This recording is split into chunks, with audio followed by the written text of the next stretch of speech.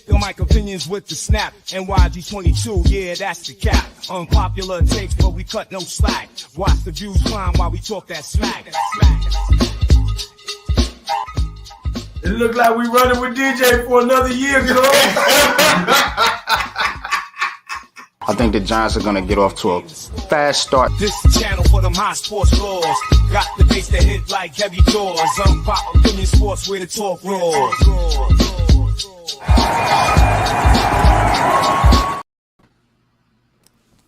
Yo, what's good? What's good, everybody? Welcome back.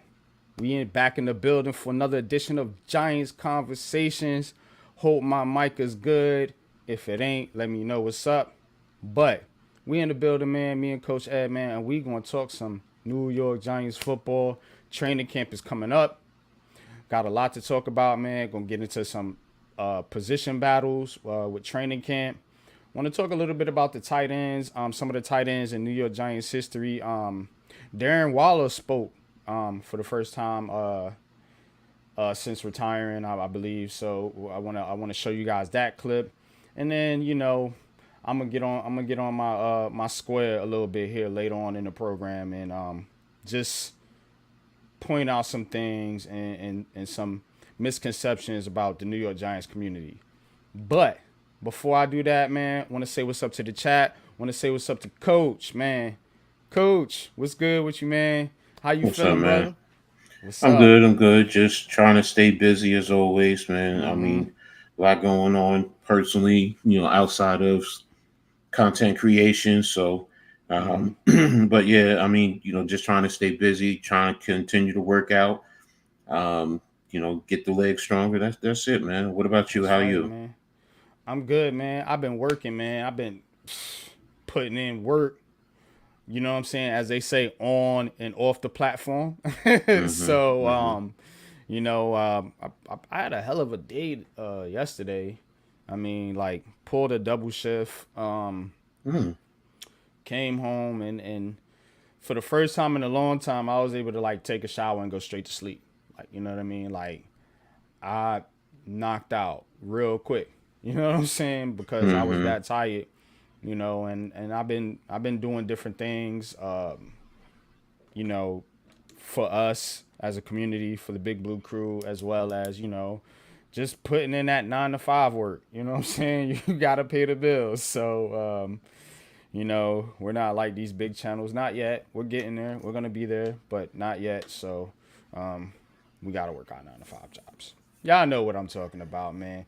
Salute to the chat, man. Mosley, what's good with you, man? Salute, fam. Appreciate you tapping in, man. One of my day ones. Appreciate you. Another one, man. Leaf Diggy, what's good with you? Yeah, man.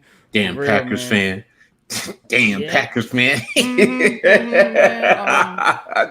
I'm actually optimistic about the Packers this year, though. To be honest with you, I think they're going to be the top challenging the Detroit Lions for that division. I don't have a lot of confidence in the Bears or the Vikings right now with rookie quarterbacks, but Jordan Love is the real deal, man. So, shout out to Leaf, Packers fan. More importantly, a Brooklyn Nets fan, man. My bro. All right. Oh, my gosh. He crazy as hell, don't start me up. Don't start me up. Don't start it up with the tangerines. Yeah, I know. But I love Leaf because he's a passionate fan. Yeah, you know what I'm saying? He represent what I see fans as, you know what I'm saying, which is fanatics. You know what I'm saying? We just love our team. You know what I'm saying? Like, it's like family. You know what I'm saying? You get mad, but then you still got love for that person or that, that team or whatever, man. So definitely appreciate Leaf for that, man. Blue fellas, salute to you. But Giants training camp is coming up. I think rookies are already there. Wednesday. Rookies are there. Yeah, rookies are there. But the first practice, I think, is this coming up Wednesday, man. So want to get into some training camp battles here. You know what I mean? Some training camp battles. And the first battle that I'm going to be looking at, to be honest with you, is that cornerback 2 battle. So here are the guys in the mix. Cordell Flott, Nick McLeod. You have Trey Hawkins. Is A Rob on the pup or he's on the active? I don't know yet. I think Okay. David was saying that they was all gonna be ready, but I don't believe that. I think some are gonna start on pup. We already got word that our rookie tight end is gonna start on pup. So but I think if he's available, yeah, Aaron Robinson would be in that mix along with Trey Herndon. So those are kind of your group right there. And Cordell Flott has the upper hand right now. I mean, he's I guess the penciled in starter, so to speak. There's word that they may go out and possibly bring another veteran in, which personally I would like to see them do. But I'm not going to be crazy about it if they go and roll out with Flott and what's my other man's name? Nick McLeod. Oh, yeah. Okay. Flott, I mean, you know what I'm saying? Like, as far as the backup is concerned, you know what I mean? But I think that going out and getting a veteran will allow you to have Flott as depth, which I think is better than actually having him as a starter. But Weech, you know I love you, bro. damn Packers fan, that's what I get. we Hold on. Here's the deal. All jokes aside, Leaf. Y'all got one of the dudes for Rashawn Gary's from my hometown of Plainfield, New Jersey. So gotta respect that, man. I mean, seriously, y'all got some players over there. So I mean, I'm joking, but you know, it's respect, man. Nah, Packers, I fuck with the Packers, man. You know what I'm saying? And I especially they're one of the day one originals too. So right. You know what I'm saying? So that whole NFC North, man, like I like the NFC North, man. I like that old school defensive style football. I know they kind of got away from that in recent years, but I think they're going back to that, man. And shout out to the Packers, and most definitely we're gonna be in Green Bay for the draft. So definitely salute. I'm gonna go and actually meet some real Packers fans. Not saying you not Leaf, but some Packer fans that actually live in Green Bay. Cave, what's good with you, man? Appreciate you tapping in, bro. What's up, man? How you feeling, bro? What's good, fella? I'm feeling good, man. Good seeing you guys, man. Mm-hmm. And a little bit of work, you know what I'm saying? A little busy, but, you know, me too. Good things and stuff like that. You know how it goes, man. Me too, man. But talking about the cornerback 2 position here for the New York Giants, and what is your thoughts? I said it was between Nick McLeod right now, unless they bring in a veteran. It's between McLeod, Flott, Aaron Robinson, like Coach said, Trey Hawkins, Trey Herndon, and I think that's all they got right now. The other guys are more slot guys. But what's your thoughts on that battle and how you see that shaking out? It's gonna be tough, but I think either of them gonna be Flott or probably Herndon. That's probably gonna get it. I really want Robinson. You know what I'm saying? I wish this guy wasn't hurt. I really want to see what this guy could do, man. You know what I'm saying? It's just been unfortunate that we haven't been able to see this guy for like about 3 years now, 2-3 years. Every year is an injury or something, man. You know, because he got the length, the size. You know, he's 6'3", things like that. Same thing like Hawkins. You know what I'm saying? Hawkins got some length to him. Yeah. And that's a guy I really would want to see if he could win that job too. You know what I'm saying? That's who I want to see, man, Cave. I want to see because Trey Hawkins showed promise last year. Yeah. You know what I'm saying? The preseason and the training camp, he showed some promise, you know, got out there game 1, you know, bright lights, big stage, wasn't quite ready for it, you know, took a little bit of a step back during the season, but he does have the, you know, the makeup, you know, to be that, you know, that tough cornerback, man, you know, next to Deontay Banks. A young tandem, I would like to see that too. See them kind of grow in Jerome Henderson's system, you know what I'm saying, our defensive back coach.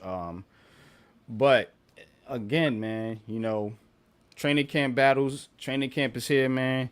Shout out to everybody, man, for tuning in. Iman Perry, man, appreciate you tapping in, bro. Says 15-2. Wouldn't that be something? Oh boy, some people's earbuds would explode, from listening to me and the Big Blue Crew rant and rave about how good the Giants are because But you know what? Though, now that I think about it, I think Hawkins could have a good shot because the defense has changed now, where it's more like, more like they're looking into the backfield now, as far as like with the guys up front putting the pressure, and then they could react to the ball instead of them, being the other way because of the the blitzing and all that type of stuff, and they left on islands and stuff like that, so they won't be left on islands like that really no more. You know what I'm saying? And these, like I said, these guys got some length and things like that, athleticism, and that always helps in the defense like that, man, when you got tall corners and stuff like that, so they could be more plays on the ball, deflections, things like that, because that's a big part of turnovers, deflections, knocking the ball up in the air and stuff. It's going to be, I think it's going to help guys like Flat, Dane Belton, Deontay, those ball hawk type cornerbacks. Right. You know what I'm saying? That do, because they got a lot of interceptions last year. I'm particularly talking about, Flat. He's always around the football, and so is Dane Belton. So, and Banks too as well. But Banks is, I see Banks as developing into one of those real type shutdown corners where, teams are going to want to test our other cornerbacks rather than, trying to force the ball to Banks' side. So I really do see him developing into that type cornerback, man. He's got the confidence to do it. You know what I'm saying? So, but CB2 is definitely going to be up in the air. It's definitely going to be something to keep an eye on. But I'm checking to the chat. Tudo, what's good with you, man? Says salutes and respects to the Big Blue Crew and fam. Greetings from me and my mates in Tokyo, man. Appreciate it, man. I'm glad y'all got up there safe, man. Go kick some ass, man. You already know, man. We're able to keep their hospitals overwhelmed after our victory yesterday. Yep. See what I'm saying? So definitely, man. Shout out to you too, though, man. And keep doing your thing, bro. We always here to support you. Definitely interested in seeing if, I don't know, we'll talk about that later. Maybe seeing if it's possible one day, probably not going to be this year, but, maybe traveling, man, catching one of your games or something one day, man. That would be awesome, man, to actually meet you in person at a rugby game. I'm all about sports, man. Got everybody's channels in the chat. Definitely appreciate that. So he might end up playing over here, man. They might have a game over here. Yeah, that's what I'm saying. Maybe we could set something up to where we could have a Big Blue Crew meetup, man. With Tudo, that would be dope. Aaron Robinson knee got messed up real bad, more than the ACL. Yeah, he did mess his knee up real bad. That's why he hasn't been on the field. He hasn't been on the field. So I don't know if Aaron Robinson got a shot. I mean, it's gonna be tough for him. It really is gonna be tough for him, but he does have the skill set to do that. Let's get into another training camp battle. Just looking at and that's gonna be the 3 tech next to Dexter Lawrence. Right now they got, and I'm just reading off the depth chart here, coach. Right now they got Roches as the DN, Dexter as the nose, and then Phillips as the D tackle or the 3 tech. And DJ Davison, Jordan Riley, you have Elijah Chapman, Ryder Anderson, and I guess a long shot would be somebody like Casey Rogers. But those are in the mix for that spot next to Dex. I think they're gonna start Nunez Roches as the end, and then we're just looking to see who's gonna step up next to Dex. And even the depth behind Dexter Lawrence is gonna be important too, because we don't want to burn out our superstar defensive tackle. So again, Jordan Phillips, Jordan Riley, DJ Davison, Elijah Chapman, who a lot of people are fond of. So is Ryder Anderson, and then you got Casey Rogers and Timmy Horn, whoever that is. But Right.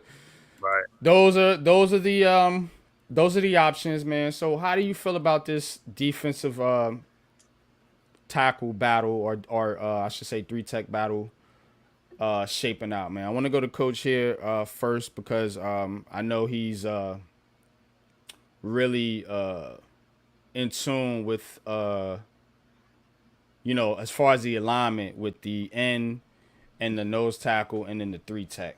So tell me how you see that shaping out, Coach.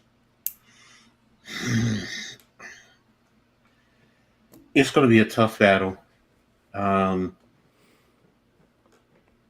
Because right now I really don't know much about Phillips.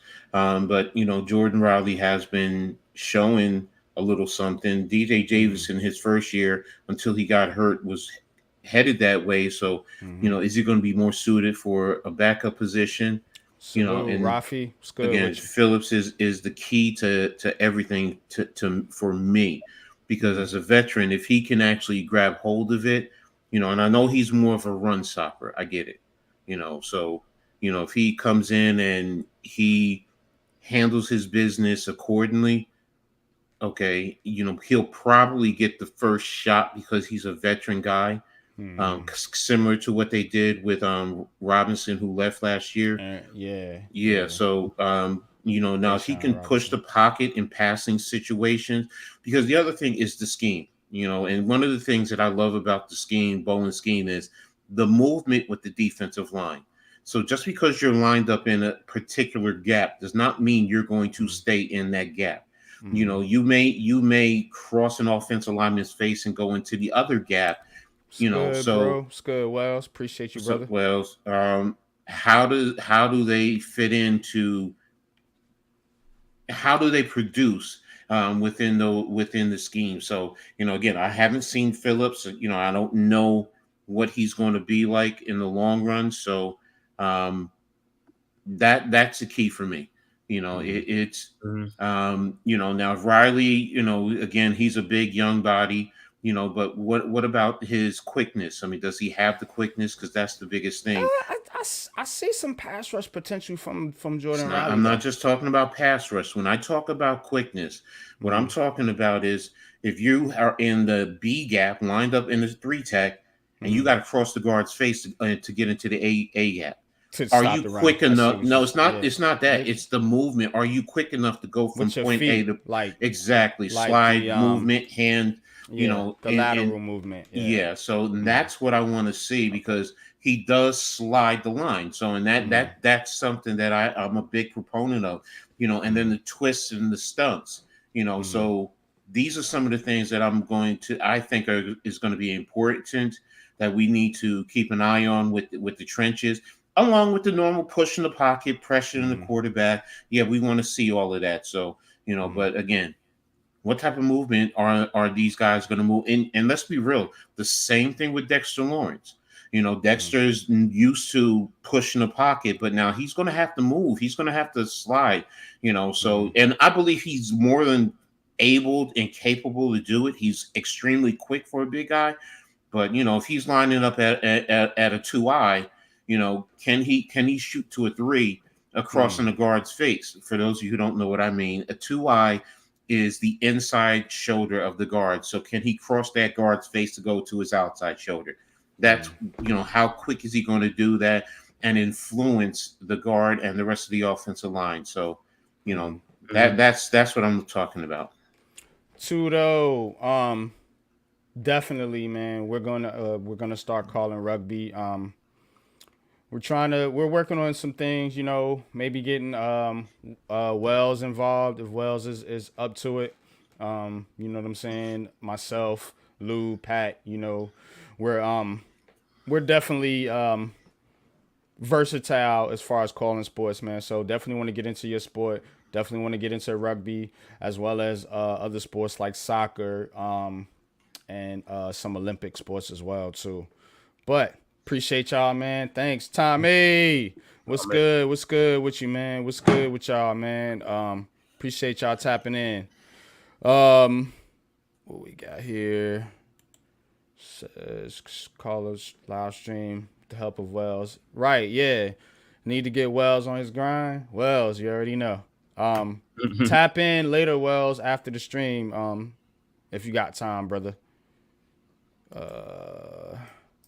Tudo, the Sims, son and father have a podcast. Jones was on there. Looked like a guy who had that fire in his eye, ready to prove everyone wrong, knowing he hasn't had a fair chance of success. Yeah, I seen that, Tommy.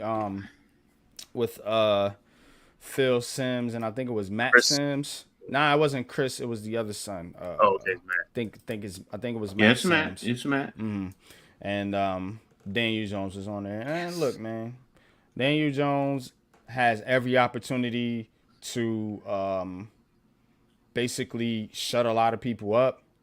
He has every opportunity to prove himself, to prove he's worth the contract. And to be fair, as many critics as Daniel Jones has, he has a lot of people in the Giants fan base that definitely support him. So do it for those people, DJ, Mr. Daniel Jones. Iman Perry says Dex definitely quick.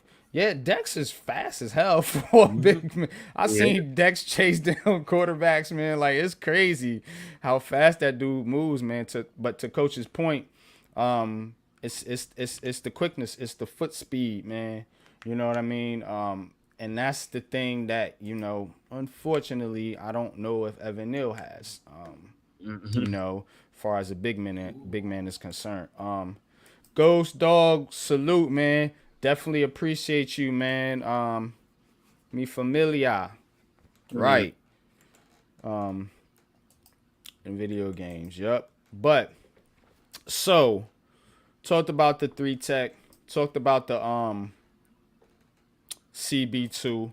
What are some other position battles that you guys are looking forward to?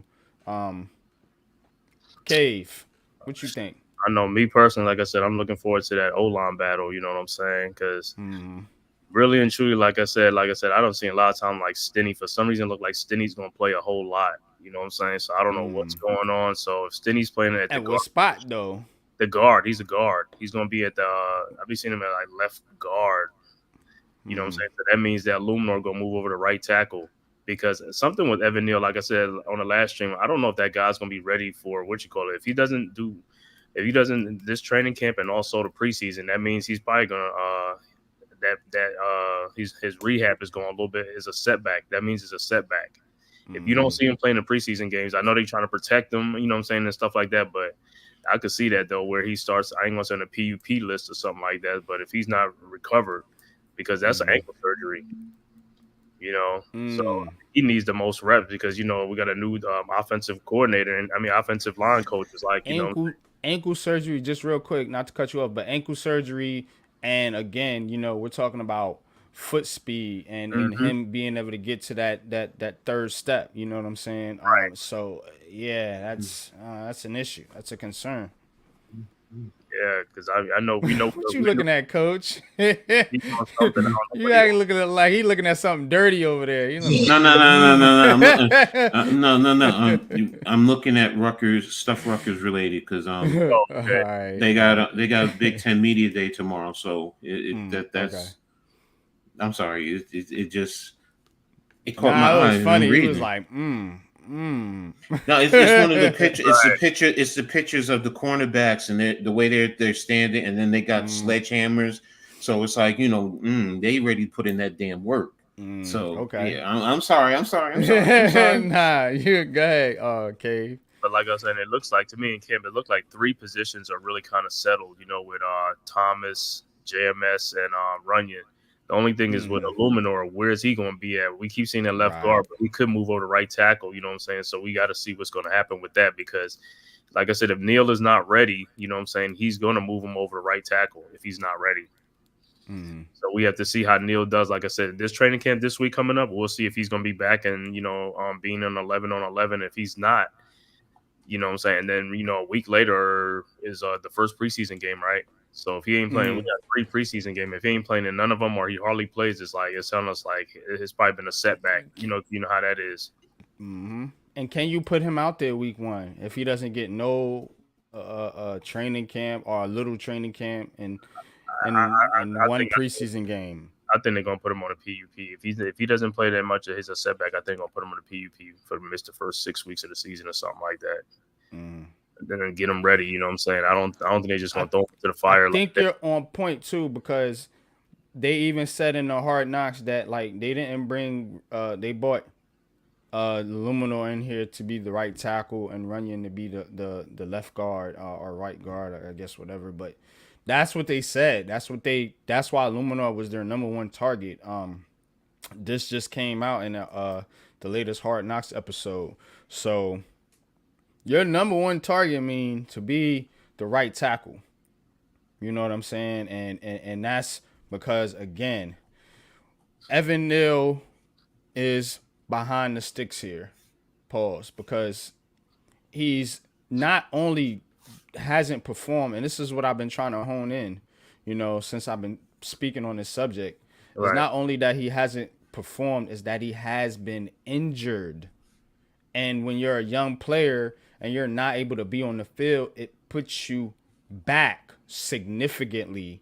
And the problem here is that the Giants, I don't know if they can really take that risk in such a critical season to see if he's ready or if he can recover or not and be, what they envision him to be. You know what I'm saying? And it's kind of bad timing for Evan Neal too.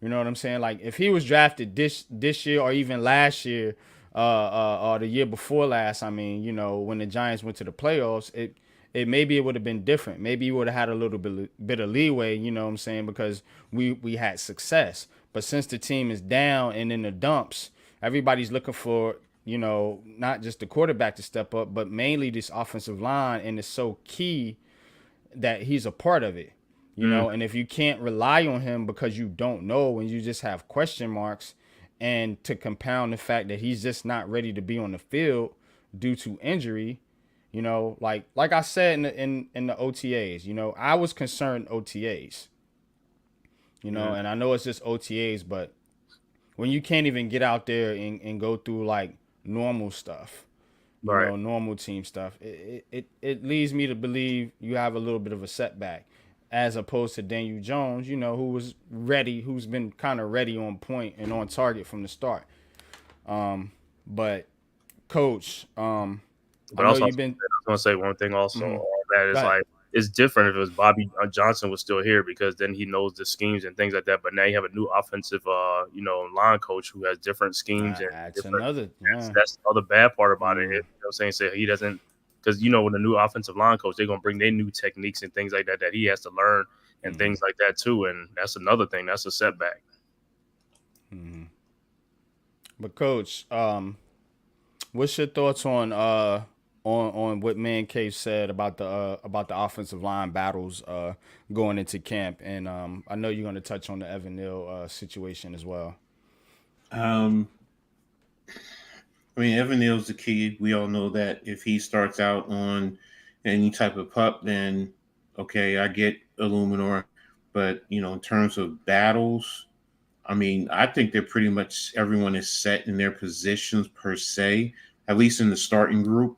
Now if you're moving Stenny up to the starting lineup, okay, maybe that changes things, but I don't see a Zoodle battling for a number interior guard position. I think they have him listed, quote unquote, as a left tackle, backup left tackle, which baffles my mind, but that's another story. But as far as the word battles, unless you're talking about this second units, the starting units, I don't think there's any battle. I think everyone is pretty much set. So it's just like you said, Evan Neal. If he starts out on the pup list and he's out for a while, we all know Illuminor's going there. Then who's the number 2 guy behind Illuminor? Who's going to the left guard spot? Are you moving what you called over, or are you just going to move someone up? So other than that, to me, it's more of, positional movement But I think everyone is pretty in the starting group. Everyone is set. The backups, yeah, you're right. There's going to be battles there. Some guys are going to end up getting cut because how many you're keeping? Are you keeping 9? Are you keeping 10? Offensive linemen. So but as far as starting player battle, I think they're all set in that regard. Unless somebody surprises. Now, if somebody surprises, has a great camp, that's a different story. But right now, I think everyone is pretty much set. If Evan Neal came out and he was healthy, he's your starting right tackle. So, there's no other battles, no other battle unless you're talking about the backups, battling for the number 2 spots or 3 spots. Well, if Evan Neal is the starting right tackle, you're gonna put an Aluminum and Runyon in at guard. That's pretty much set. But if he's not, then like Man Cave said, you're gonna have to put Runyon at the right. Not Runyon, but Aluminum at the right tackle. Light Skin Jermaine at the light tackle spot, and then who is it gonna be? Stinney in at guard? I think it's Stinney. Or is it this guy they seem to like, Azudu? Azudu is they seem to have him at tackle. They have him. Yeah, I said that. That's what I said. I think if Lumor is playing there, Stinney, because he has the most experience. I think. I don't have a problem with Stinney being the starter, but I'm just trying to figure this out. Like, what are they doing? Yeah. So I know there's some other guys that they want to look at. I know they have that swing tackle. Matt Nelson. Yeah, Matt Nelson from Detroit. Yeah, I don't see him cracking the starting lineup. No, I'm not saying starting lineup. I'm saying as far as the tackle position, he's a backup. So, that right now, I just think it's, to be brutally honest, I think they're just putting people at positions right now to start, and then they're going to make changes as they go along through training camp. And they've gone through OTAs, all the other stuff, and they have a general idea. Now it's just, let's start ramping it up, see how guys handle the level of physicality, and if we have to make changes, we'll make changes. But because you've hammered about putting Aluminum at right guard, just in case of anything, sliding him out. Who knows? They might end up going ahead and doing that. But to start, he's he's your left guard, and he's probably the second best offensive lineman. So you're trying to protect your quarterbacks, from the blind side. So, but, one thing, man, Azudu at left tackle is a disaster, is a nightmare. I saw him play that. He can't play that position, man. I know they're trying to make him play it because they've had injuries, but I think he fit better at guard. I would rather Tyree Phillips back on the team, that could be a tackle or something. Yeah, right now you have to look of injury. Yeah. Right now you have to look at who's here. So I know. The thing is, then if you move him to guard, does that mean Nelson is your backup tackle at left tackle? Or they probably going to probably could sign one. Depends on. You just true. never know. That's true. Somebody get cut. The waiver wire is something you're definitely going to watch. It's going to be key. It's definitely going to be key, man. But salute to the chat, man. Appreciate y'all tapping in, man. Congrats on 2 though. Wells says 42-14 battered them. Yes, mate. Okay. Tudo says Coach Ed has a Scarlet Knights doing these days, mate. We ain't followed up no more doing this over here, mate. How are the Scarlet Knights doing, Coach? There's a lot of positive enthusiasm throughout the Big Ten. There's different projections in terms of where they're going to finish. Some as low as 5 wins, some as high as I saw a Big Ten podcaster who's deep in the Big Ten. He predicts them to go 10-2. So, and looking at the schedule, but when you look at the schedule, there's no Ohio State, no Penn State, no Michigan, no Oregon. They don't face the Big Four. So I mean, there's so many people in the conference now. I guess they splitting it up, right? Yeah. Yes. Division now. I'm sorry. Is a split division like the South and the East? No, there's no divisions. They just added the 4, and everyone, the top 2 teams are going to play for the Big Ten championship. But Right now, you just split everything down the line, and you don't see a lot of teams now. So, and it's going to rotate. Like for Rutgers, they're going to see Maryland every year, and then there's certain teams they're going to see like every other year. And then I think the everyone else, I think they're going to see them right now. I think it's every 4 years. I believe they see them at least once. So, So you said Maryland is every year? Yeah. Maryland is their partner because they came in together. So, that's how they're looking. They're trying to force that rivalry, and I get it. So, Nick, what's good with you, Nick? Appreciate you tapping in, brother. I'll put it to you like this: it wouldn't surprise me if they went undefeated, and I'm going to say that. And it wouldn't surprise me if they end up at 7 wins. I think they're going to end up somewhere around 8 wins. Virginia Tech is going to be the key to the season. Because they're going down to Virginia Tech. If Blacksburg they get is tough, man. It's I'm tough. Gonna tell you, I've been there, bro. Yes, yes, it's very tough. But Rutgers, shout out to Blacksburg. Their defense is going to be a problem, especially on the back end. They definitely have the cornerbacks. They definitely have the safeties. The linebackers, they're deep at linebacker. Down interior defensive line, you have some players you brought over, from Florida State, who's going to end up starting, so he brings a different level of experience and toughness. And you saw what Florida State did last year. They were pretty decent defensively. So the whole thing right now is going to be the quarterback, because Gavin Wimsatt transferred out when he lost to Ethan Kalimanis, who came over from Minnesota. He's more of a passing quarterback than Gavin was. Gavin was the athlete. I think he had like 500 yards rushing last year, 400 yards. So, but Kalimanis, now he's not an elite passer, but he can get the ball downfield. And Dymere Miller, everyone is keeping an eye on, kid who was an All-American at Monmouth. Speed. When I tell you speed, I think he's a legitimate 4.25, 4.23 in terms of that. That's what I've heard. And if he can stretch the field, you have Nassim Brantley, who came over from Western Illinois last year but didn't play. They wouldn't let him play, and he's here. And we have other veteran receivers. So, and then of course the running game. We're deep at running back. I think still got Kyle Monungai, right? Yeah, Kyle Monungai is there. Sam Brown. They go, I think, 5 deep or 4 deep in the backfield, and then you have freshmen who are good, who are going to end up redshirting. I think they have 2 more freshman running backs, and that, like, next year they have another 2 coming in. So the whole thing is, the offensive line. They're getting better with the offensive line, so they're going to move people off the line of scrimmage, and that's the thing that I'm looking for. So, I'm excited. You know it. I'm real excited. I can't wait. Yeah, I told you I was over there. I told you I was over there.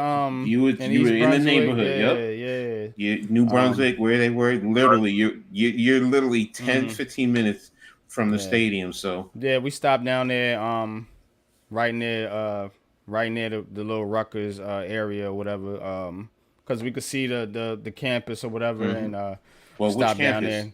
Got some, that's what most people don't know. If you're in the area, there's multiple campuses. Oh, I know. Yeah, I couldn't tell you which one we was at. I just seen a big R on the building. Yeah. Well, if you weren't in New Brunswick, you probably North Brunswick, New Brunswick area. You probably down by Douglas, because it's right off the 18. Yeah, it was like shops and stuff down there. Like I seen a pizza shop. Was a couple restaurants. Oh, you were downtown. Yeah. You were in New Brunswick. Okay. Yeah. You was in the heart of it. You was in the heart of campus. Yeah. Literally. So all right. Yeah. They had a little shop we stopped at, for some goodies. Yeah. Okay. Yeah. You were on Eastern Ave. All right. Say no more. I know where you were at. But that's right. Yeah. You on Eastern, not too far from. Yeah. I'll put it to you like this: you could have went 2 blocks over and you are on College Avenue. That's matter of fact, I'll put it to you like this. You were where you were at, you were 2 blocks from where the first official college football game was played, because the official game was not played in Piscataway. It was played on College Avenue, New Brunswick. And it was the building is the they made it the old basketball, and it's a parking lot. But if you go there's a plaque that tells you this is the official location of where Princeton and Rutgers first played the first college football game. And literally, you were 2 blocks where you were at. You were 2 blocks away. That's what's up, man. Yeah, man. That was fun though, man. Shout out to Rutgers, man. Tudor tell you he knows, being a graduate and alumni, so he knows. Yeah, that's why I like to travel, man. That's why I like to, go different places, man. I will say this: go back on a Friday night or a Saturday night during school days, during the school time. I'm telling you, we'll be back up there in November. Yeah, y'all heard that. November 3rd, we will be in Jersey. Just letting y'all know, November 3rd, we will be in Jersey. It's gonna be slowing it down because they're probably gonna be. But yeah, that's party life down there. That's the party life. That's the party area, and in the heart of it, man Cave will tell you. He knows. You go down there, man, and you see some things. You see some thing. So, Lou, what's good, brother? Welcome to the show, man. What's up with you? See you driving. Glitching out a little bit. Yeah, he glitching out. He's driving. Pinging off cell towers. Yep. But, yo. All right. Talking about the run defense. Run defense. That's a staple. Shane Bowen. We talked about that earlier. Yeah, we was talking about the defensive tackles and the 3-tech and all that, and that's what Coach was saying. It's going to be like up to the speed, the quickness, the lateral quickness, for them to be able to get into those gaps, man, to shut down the run. You guys got to pay attention, man. Pay attention. Right. You need to be here early. Shout out to Jay, man. Jay Fraze, man. I know. One of my day one followers, man. Crypto, man. Shout out to you. Lou, what's good with you though? Can you hear us now? Yeah, I hear y'all. All right, what's up, man? Yeah, you was glitching out a little bit earlier. Yeah, I was pulling away from the Wi-Fi and going, mobile. Because I'm about to go paint this house. But yeah. Man, shit, just tapping in, supporting the cause, checking in with my brothers, man. Yeah, you already know, man. But yeah, we just going through like training camp battles. We talked about the cornerback 2. We talked about the defensive tackle position next to Dexter Lawrence. You said you talked about the cornerback 2, CB2? CB2, yeah. As far as the position battle between Flott, Nick McLeod, you want to throw Herndon, Aaron Robinson if he's healthy in the mix. So do y'all think it's going to be Flott that wins out that spot, or do you think they're going to sign somebody else? I see them possibly bringing in another player. I know Pat thinks that Flott's going to get it, and look, it could be Flott. Brian Dable has been very confident in Cordell Flott. So it could be Flott, but I personally think that they're gonna bring in a veteran. Well, we'll see. We'll see what happens in the preseason game. You know what I'm saying? See what them guys do. You know what I'm saying? Well, I'm of the mindset that they're still gonna be grabbing guys after the 53-man roster. Pause on the grabbing guys. Yeah, pause. Go on that one. All right.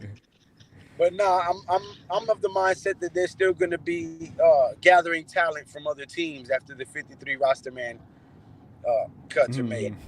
So true. Yeah, you see the way I switched that up there.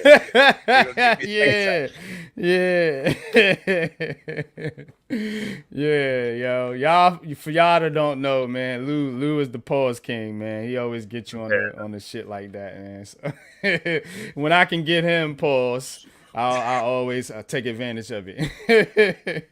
I see the average beast said, what's that? Ryder Anderson and Jordan Robin working out. That's in the off season. Yeah, man. That's good. I like them guys right there. I want them guys. And working with Andre Patterson is going to be key because now Andre Patterson is able to work with the edge rushers too. Brian Burns, Kayvon Thibodeau, Azeez Ojulari, because in Wink's system he wasn't allowed to work with the edge rushers. He wanted the Wilkins brothers to handle those duties. So now they're gonna actually be able to learn pass rush moves from Andre Patterson, who is one of the best defensive line coaches in the NFL. You know, a guy who developed Daniil Hunter into a very talented edge rusher. Yeah, Pro Bowler, exactly. Big Lou, Wrecking Crew, what's good? 3-man front gonna do damage. Yeah, that three. So, Coach, speaking on the 3-man front, do you think? I know me and Pat, you and Pat had talked about it about possibly what front would they start out with? You know, as far as like game one, down one. Based on the roster, and I'm only based off the roster, it shows a 3 front. You know, it does show a 3 front, but when you look at the film of Tennessee, a lot of times they eventually were in a 4-man front. So, you know, does he just continue to mix it up? That's a strong possibility. So, and I like that thought. I like that thought. Sometimes you come out in an odd front. Sometimes next year you come out in the even front. Now the offense has more to prepare for, and it changes your whole blocking scheme. So, you know, I'm interested to see, but I think the base set is going to be an odd front, a 3 front, with Tibbs and Burns as your edge rushers / outside linebackers. Born for Sports, what's good with you, man? Appreciate you, man. Appreciate you tapping in, bro. And I just got something to say. I got something to say before Lou says it. Y'all do me a favor. Make sure y'all hit the like button on everyone's channels. Unpopular Opinion Sports, The Man Cave, G Nation, Coach Ed Gladney's. And if you haven't already subscribed. Hit the notification button so you guys know when we do put up new content, and always share on all social media platforms, especially since Twitter X went and did the okey doke stuff. So we got to work together to continue to build, you know, all of our channels and all of our networks, man. So, you know, shout out to you guys. Thanks to those who do help, and those of you who haven't, join in. Help us out, man, because we continue to bring you that fire stuff. Yeah, man, the ninja watching is getting ridiculous. Hit that like button, man. It costs you nothing, as my man say, to push that button. So please do that for us, man. And shout out to guys like Average Beast, Jay Ferries, man, that come from Twitter, man, that support us on YouTube, man. Think about this. I'm gonna add to that. It don't cost you nothing, but you get some free stuff. Think about that. You get some real game over here, and not that fluff that you get on some of the other networks. You know what I'm saying? Which as one of my boys used to always say, if it's free, it's from me. Well, this is free, so there you go. Let's go. Let's go, grow it. Good point. Average B says our waiver wire position is at 6 again, so we can when it's roster day, cut day, we can clean up. Yeah, you know what I'm saying. So definitely, the Giants are going to be at the top of the order, so to speak, on that waiver wire claim, which is a good thing. Tommy says McLeod will play, Pinnock will play, Flott will play in that order. Well, Pinnock's going to be your strong safety, so we're not going to put him at corner. But yeah, I agree with McLeod and Flott, possibly in that order.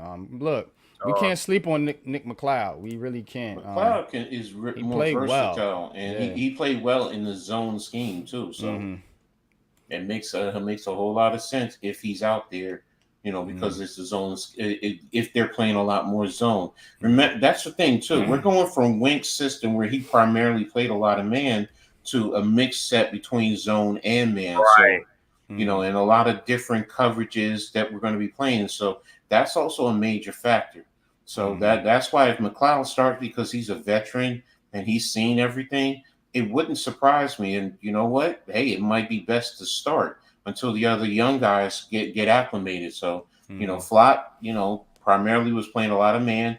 Now, the thing about the zone too, he does allow them to play a lot of off.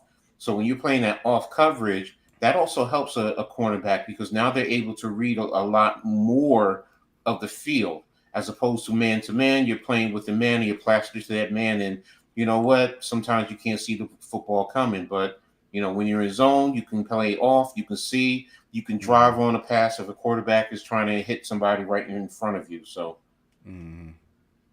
Tommy, happy heterosexual month all year long, especially in June. We ain't never on no punk. No need to pause. Facts. 100% facts. Right. Jay Ferris. That's why the entire Edge group is now working with Andre Patterson to learn different techniques to stop the run. That's a fact, Average Beast. That's what I'm talking about. They're not just learning pass rush moves. They're also learning how to stop the run and set the edge, which is important. Which Brian Burns is pretty good at, from what I've heard, from Panthers fans. So, look. This run defense, I think, is gonna be better than what you think. Look, even in the Hard Knocks, they were saying that this is what Shane Bowen brought to us as a coach, man, was his ability to stop the run. They even showed these statistics and these numbers and different things like that, and that's what Dable was like, because in Wink's system, it was blitz, and then of course the blitz don't work if you in shit 3rd and 1. You know what I mean? Like you got to get in those pass rush situations, and if you can't stop the run, you can't get in those situations. That's why our pass rush wasn't as effective at times. You know what I mean? Because we couldn't stop the damn run. The teams would just run on us. And if you look at the draft, that's why Tyler Lubin and Andrew Phillips was drafted. They tackle. Yeah, good tacklers. So that's another thing. Facts, man. Facts. Yes, Lord. Yes, Lord.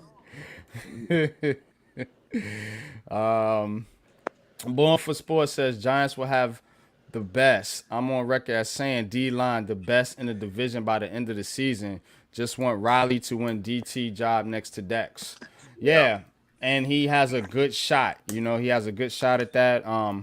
Coach was saying earlier they may start out with Phillips just because he's a veteran, and he knows the system or whatever. But, as far as Dable is concerned, I don't think he knows Shane Bowen's system, but, he's familiar with what the coaches are asking for. So they may go with him to start out with. But eventually I do see a guy like Jordan Riley possibly stepping up in that role. But as Coach mentioned earlier, we want to see the lateral movement get quicker so you can be able to get into those gaps and stop the run. You know what I mean? So, but I do have a lot of faith in Jordan Riley. He was one of my top 5 breakout players for the New York Giants this year. What you say, Lou? The one perk of it being hot outside, boy, them yeeks be out. I don't know what you got going down there in NC, man, but them shout out to Carolina, out, man. Yes. He out here walking. You said them yams are out there, man. Kind of like Angel Reese the other day. A lot of land. But a lot thicker. A lot of yam. Okay. She got gams. All right, just give me the brown sugar and some marshmallows to put on top and let it bake down, and it's time to eat, man. Pause. Pause what, man? It's time to eat, man. Gotta make sure they clean. You can't just be doing that to everybody. Oh, damn it! That's a given. That's a damn given, man. Come on now. Makes sense. Got that blue waffle out here now. You got look. This ain't somebody going out there on the ad trying to pick up one of them base heads now. Now we talking about some prime rib now. So I was always told to eat in, not eat out. I'm just gonna leave it at that.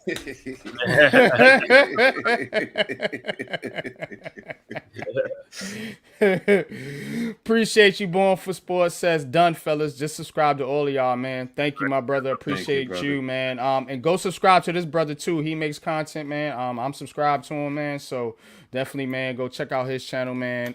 Dope brother, man. Born for Sports, I got you. Yeah, he's him and TP and they do a show called Giants Lieutenants, man. Dope show, man. Go check it out. Way? Okay. Yeah. So most definitely, man. Salute to them brothers over there. They go Kasuto with the food, man. Double up on the food portion orders. We've had hard day today.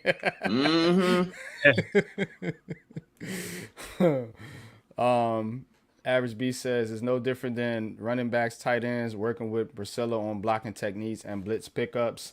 Player development is key. Exactly, man. Priscilla and he's working with these TEs is going to definitely be important, man. Especially you got guys like, man, I hope Theo Johnson can get healthy, man. You know, I got a very promising talent. But you know, you still got Belly, you still got what's my man's name? Manhurts and Stoll. So they do have some that's kind of that'd be kind of like a good theme song for Homeboy. Tommy Stupid, the Ninja Eaters. Yeah. Trey Hawkins, yeah. Trey Hawkins is kind of the forgotten person a little bit, man. But I think if he can start to develop, man, he could definitely make a difference here. Jay Ferry says, running back coach going to make Devin Singletary into Saquon Barkley too. Did you hear that PFF predicted Devin Singletary to have over 1,100 rushing yards this year? Did y'all see that? Yeah, I see that report. Yeah, so the mighty PFF everybody celebrates is actually predicting that Devin Singletary will outperform Saquon Barkley this upcoming season. You know what? If you look at it in this regard, based on the offense that he's playing in, I could understand that because you know what, they're probably not going to utilize him, as much as he would be with the Giants. A Singletary may have to produce more because of this the system that he's in. Barkley, look, if you say Barkley got 1,000 yards, and let's just say he got 400 yards receiving, but then you have 2,000-yard receivers over there, plus Hurts. I'm going to look at the system that he's playing in. So yeah, if you're going to look at the numbers, yeah, it wouldn't surprise me. So, and I'm not saying that he's going to. Don't anyone think that's what I'm saying. What I'm saying is, Singletary may have more opportunities because their offense, they have more weapons over there than the Giants do. Hopefully, ours can step up and be equal to, and that's what we're hoping for as Giants fans. But based on previous production, I mean, it makes sense that his rushing numbers may go down, especially if they use him as a decoy, which will then open up things on the back end as long as Jalen Hurts can get them the ball consistently. And Singletary been more durable, and his teams have been in the playoffs a lot too. So that's another factor. Durability. Definitely. I think Singletary is going to do well here. Iman says I believe in Riley. Quack quack. Fairies. We have Patrick Mahomes, quarterback coach. His name is Mike Kafka. So we gave him a bag. Hey, he got a bag from the Giants. So I don't know how much, but he's making money. It's funny the whole East Coast complaining about heat advisory, but we out here in Texas. Oh shit, saying it's 100 plus. So yeah, it is hot as a motherfucker in Texas. I ain't gonna front. But you know what? In Jersey, also depends on humidity where you're at. So there's a lot of other factors too. Smog index. Oh, yep. He staked her. I just went to team Sean Camp. He come black. Here comes Blackula. Agree, disagree on that. Ask me what? What do you guys want to ask me? No, because he said coaching don't matter. Coaching does matter because guess What? Would you rather have Joe Judge over here training people up, or you'd rather have somebody else? Coach does make a difference, man. Lose it. Coach does make a difference, bro. Good coaching make a difference. That's just like a good manager on your job. A good manager makes a difference. If you have a bum ass manager versus a good ass manager, come on, man. Lord knows it does. Exactly. So coach, everybody matters in a sense. So Singletary stays in the playoffs every time last year. He will help Jones in many ways. IQ's top tier. He gains yards every time he doesn't. He also is a good. He is also a good run block. Exactly. So right. Saquon was not a good run blocker. Was not. I mean, a blitz blocker to pick up on the blitz. Too many times I'm seeing him going low where you're not squaring up and taking a man one-on-one. I'm gonna be honest with you. As I like to say, that's showing me your dick, bitch. That's what it's showing me. No, that's showing me point blank. Either you a man or you a bitch. Period. Case fuck closed. Pause all you want. That's a fact. I mean, I hate when I see running backs when you got a linebacker one-on-one and you going down trying to cut his motherfucking ass. Man, stop being a bitch. But you want to run the football. Man, well, I mean, he's from Pennsylvania. It's not a matter of Pennsylvania. It's a matter of your heart. That's plain and simple. I know guys. But I'm just saying, it speaks volumes because he's from Pennsylvania. You know what I'm saying? He went back home of the horse shit eaters. I mean, it is what it is. We're going to break his fucking legs. That's all. Jay Ferris, yes, you can't teach them, but you can help improve their techniques. There's a difference. So that is still teaching. You're sitting down looking at film and you're helping them become better. And then when you have a different offensive line coach, they teach different things, different ways. Whether, you're attacking on the outside shoulders with your hands in terms of the offensive lineman, giving your chest. So a lot of coaching matters, man. It really does. So Jersey has nothing. Okay. Nah, he's right. It don't. It's hot. I've never been to Houston, so I can't speak to it. The only thing I know about Houston is when they got a lot of gold diggers down there. Because every time I turn around, they doing gold digger videos down there. So and boo to the Astros. We not talking that smoke over here. Yeah, he was talking. He was calling you out yesterday. He was calling you out. He was like, I was like, yo, bro, congrats, y'all in first place. Tommy, I got love for you, but we don't want to hear that Houston. But what did I say yesterday, Tommy? What did I say, Tommy, yesterday? You could talk about right now. Okay, y'all won 2 championships in the past, whatever years. 27. Talk to me when you get to 27. That's all I got to say. When you get to 5. Talk to me when you get to 10. Talk to me when you get to 20. When you close to 27. Bro, you're so far away. And your team just got hot. Y'all were in the dumpster a month ago, so I don't want to hear that shit. But then again, here we go. Here we go. All right, we know what's coming. From far, far away. Lord Farquaad himself from far, far away. Real shit, man. Says Coach bringing the chocolate thunder today. No cussing. I'm a coach. What are you talking about? A coach cusses, man. Bunch of weirdos over there. Shit. I forgot to take that damn oxtail off. Fuck. Oh man. Oh shit. Yo, I ate oxtails yesterday. Don't play with me. I had some oxtails yesterday. No, I got it in the slow cooker. So. Pro is nasty work. Yeah, born for sports, man. 220 pounds. That's what I'm saying. He plays soft, man. No, he's not 220. He's 230. Saquon Barkley is 230. Yeah, 230. Yo. That's talking about quads and all this shit. And you doing all this pity patting. You know what I'm saying? The fuck out of here. Look, I appreciate his running abilities and his dynamic plays. So don't get me wrong. I'm not hating His on him. athleticism. I hate, but this is any running back. I've coached running back. I've pulled starting running backs out of my offense and told them to sit the bench and had them sulking. Like, coach, why you? Because you sitting here trying to cut a fucking blitzing linebacker. Right, Man, what kind of you supposed to protect your quarterback? Give your life for the quarterback. You want to run the ball? You want to run the football? You better block. Gotta block.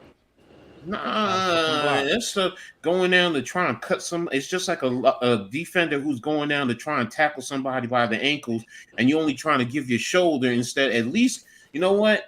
Grab the ankle, the knees, whatever when you're going low. No, man, that I hate pussy football. I'm sorry. I hate it. I hate it. Football is not made for pussies. It's not, man. Facts. It's facts. It's I not. 100% agree with you. You punch him in the face and you get punched in the face. Plain and simple, man. He said now he with a QB that likes to look at his quads too. Look, it's the crazy. Philadelphia quads. Okay. Wow. Love Yankees beat my heart. See them struggling decades. The Philadelphia Seagulls. Right. The lice-infested pigeons of the sea. I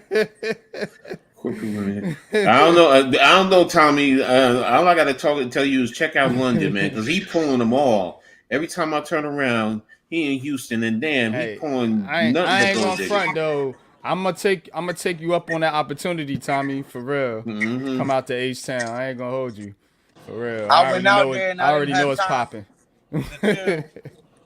But I'm gonna get back out there with him. We'll come out there and what do they say? Sprinkle them, baby. We'll sprinkle them.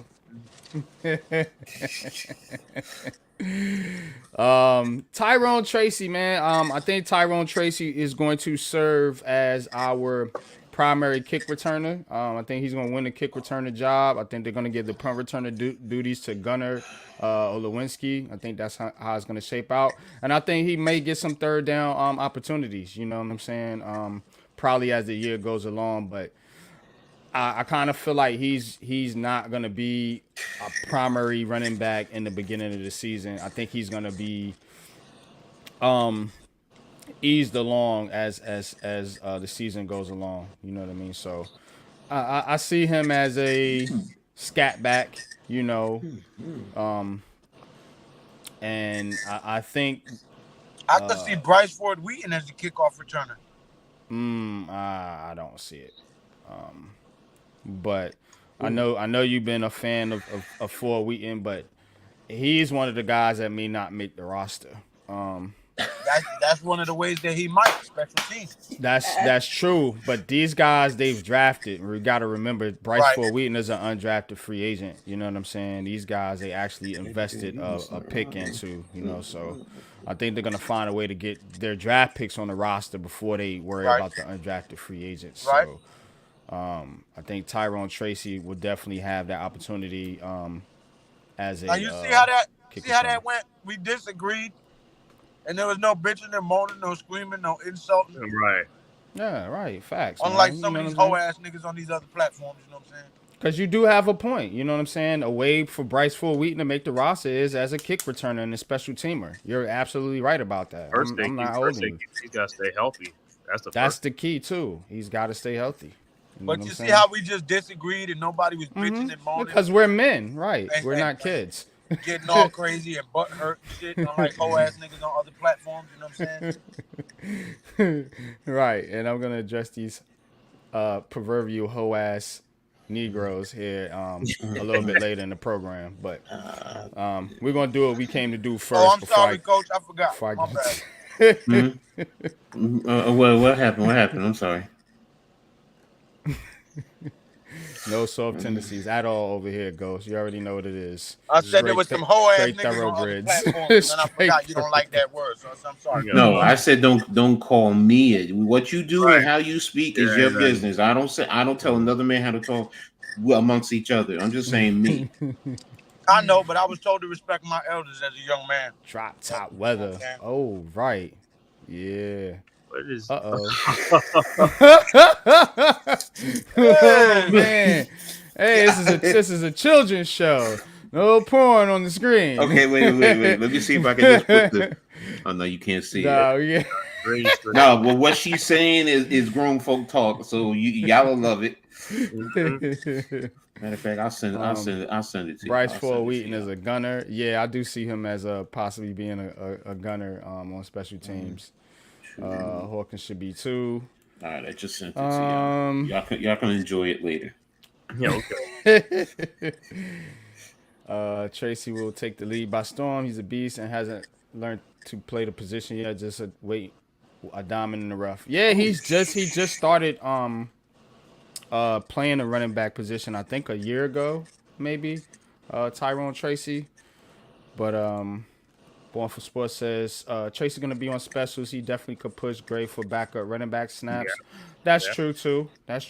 I could definitely see him replacing Eric Gray at some point during the season. But I do like Eric Gray's potential. I didn't think he got a fair shake last year, which he himself was thrown out there on kick return duties, and he did not do well.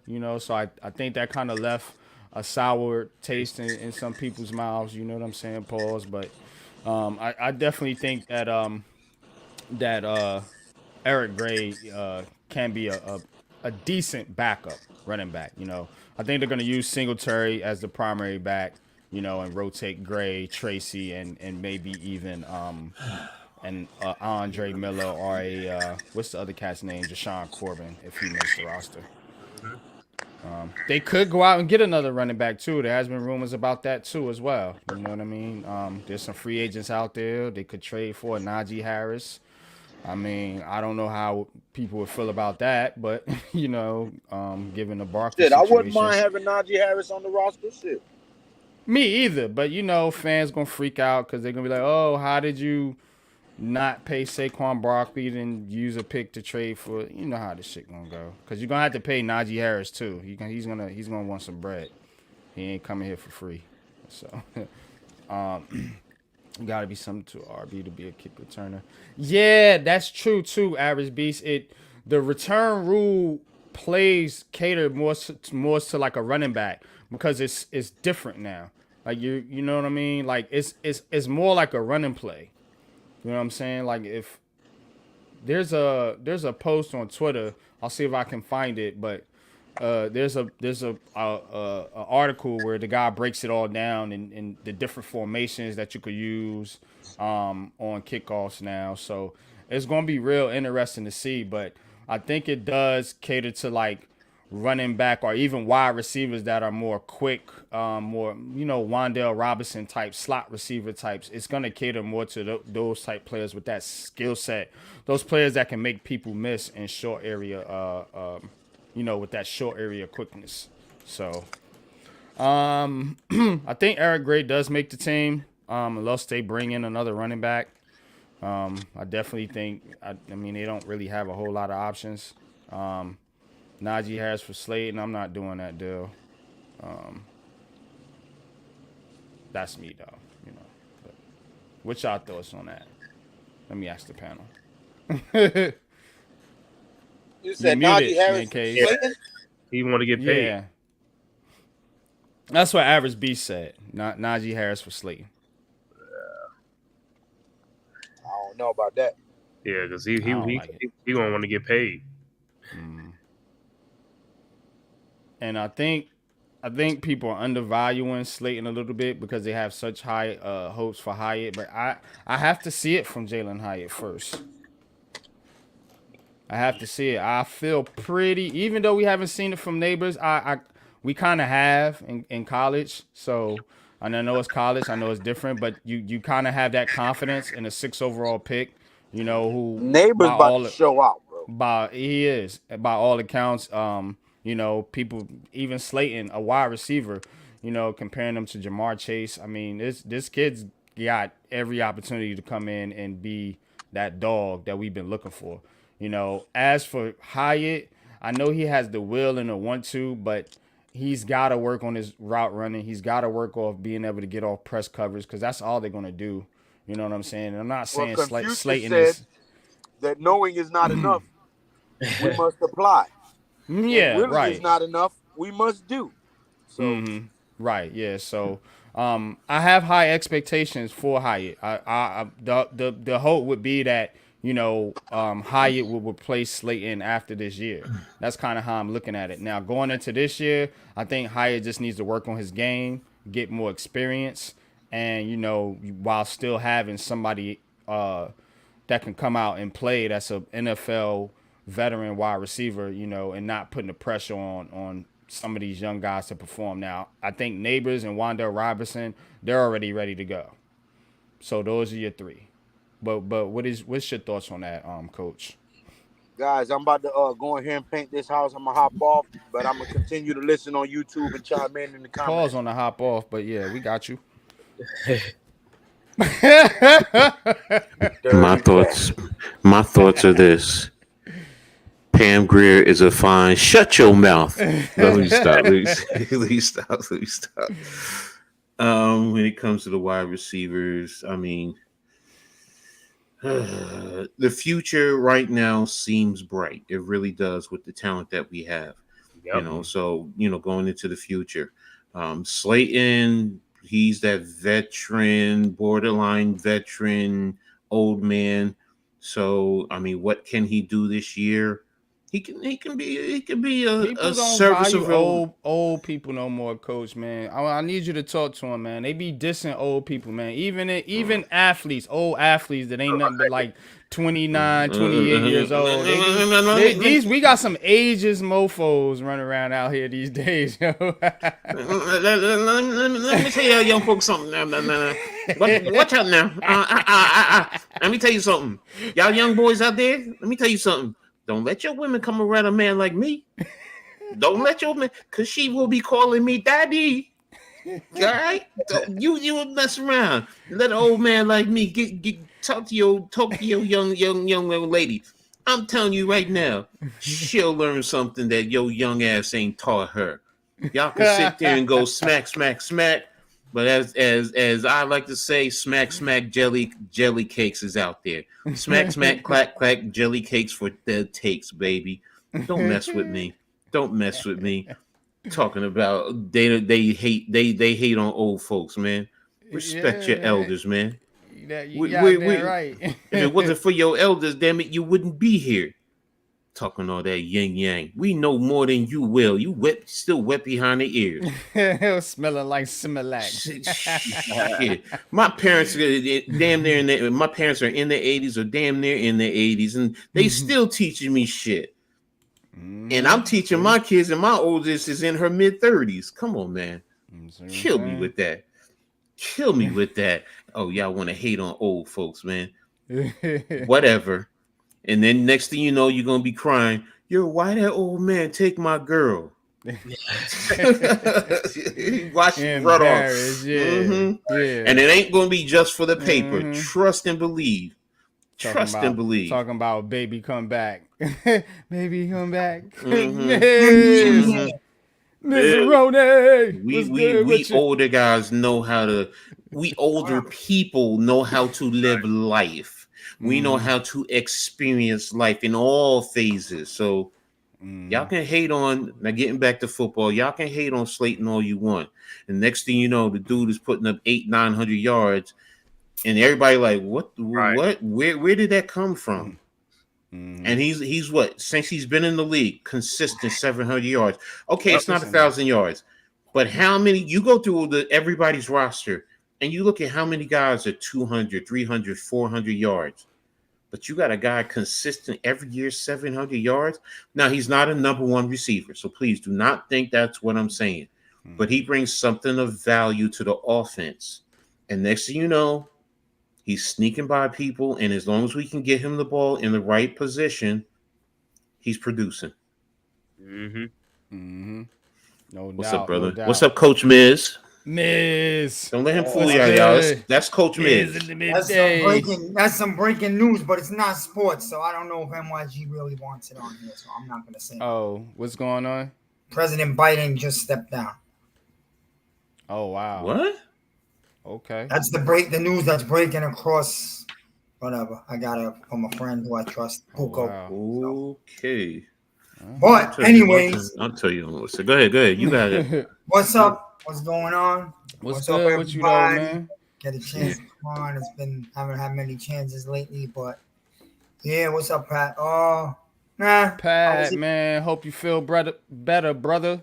You know what I'm saying? Many guys were here. I was in the Twitter. They were having a war. A lot of people was defending Jones, including some big guy from Detroit who does a lot of media for them, saying that it's the O-line and blah, blah, like you guys. But yeah, but anyway, that'll go back and forth forever.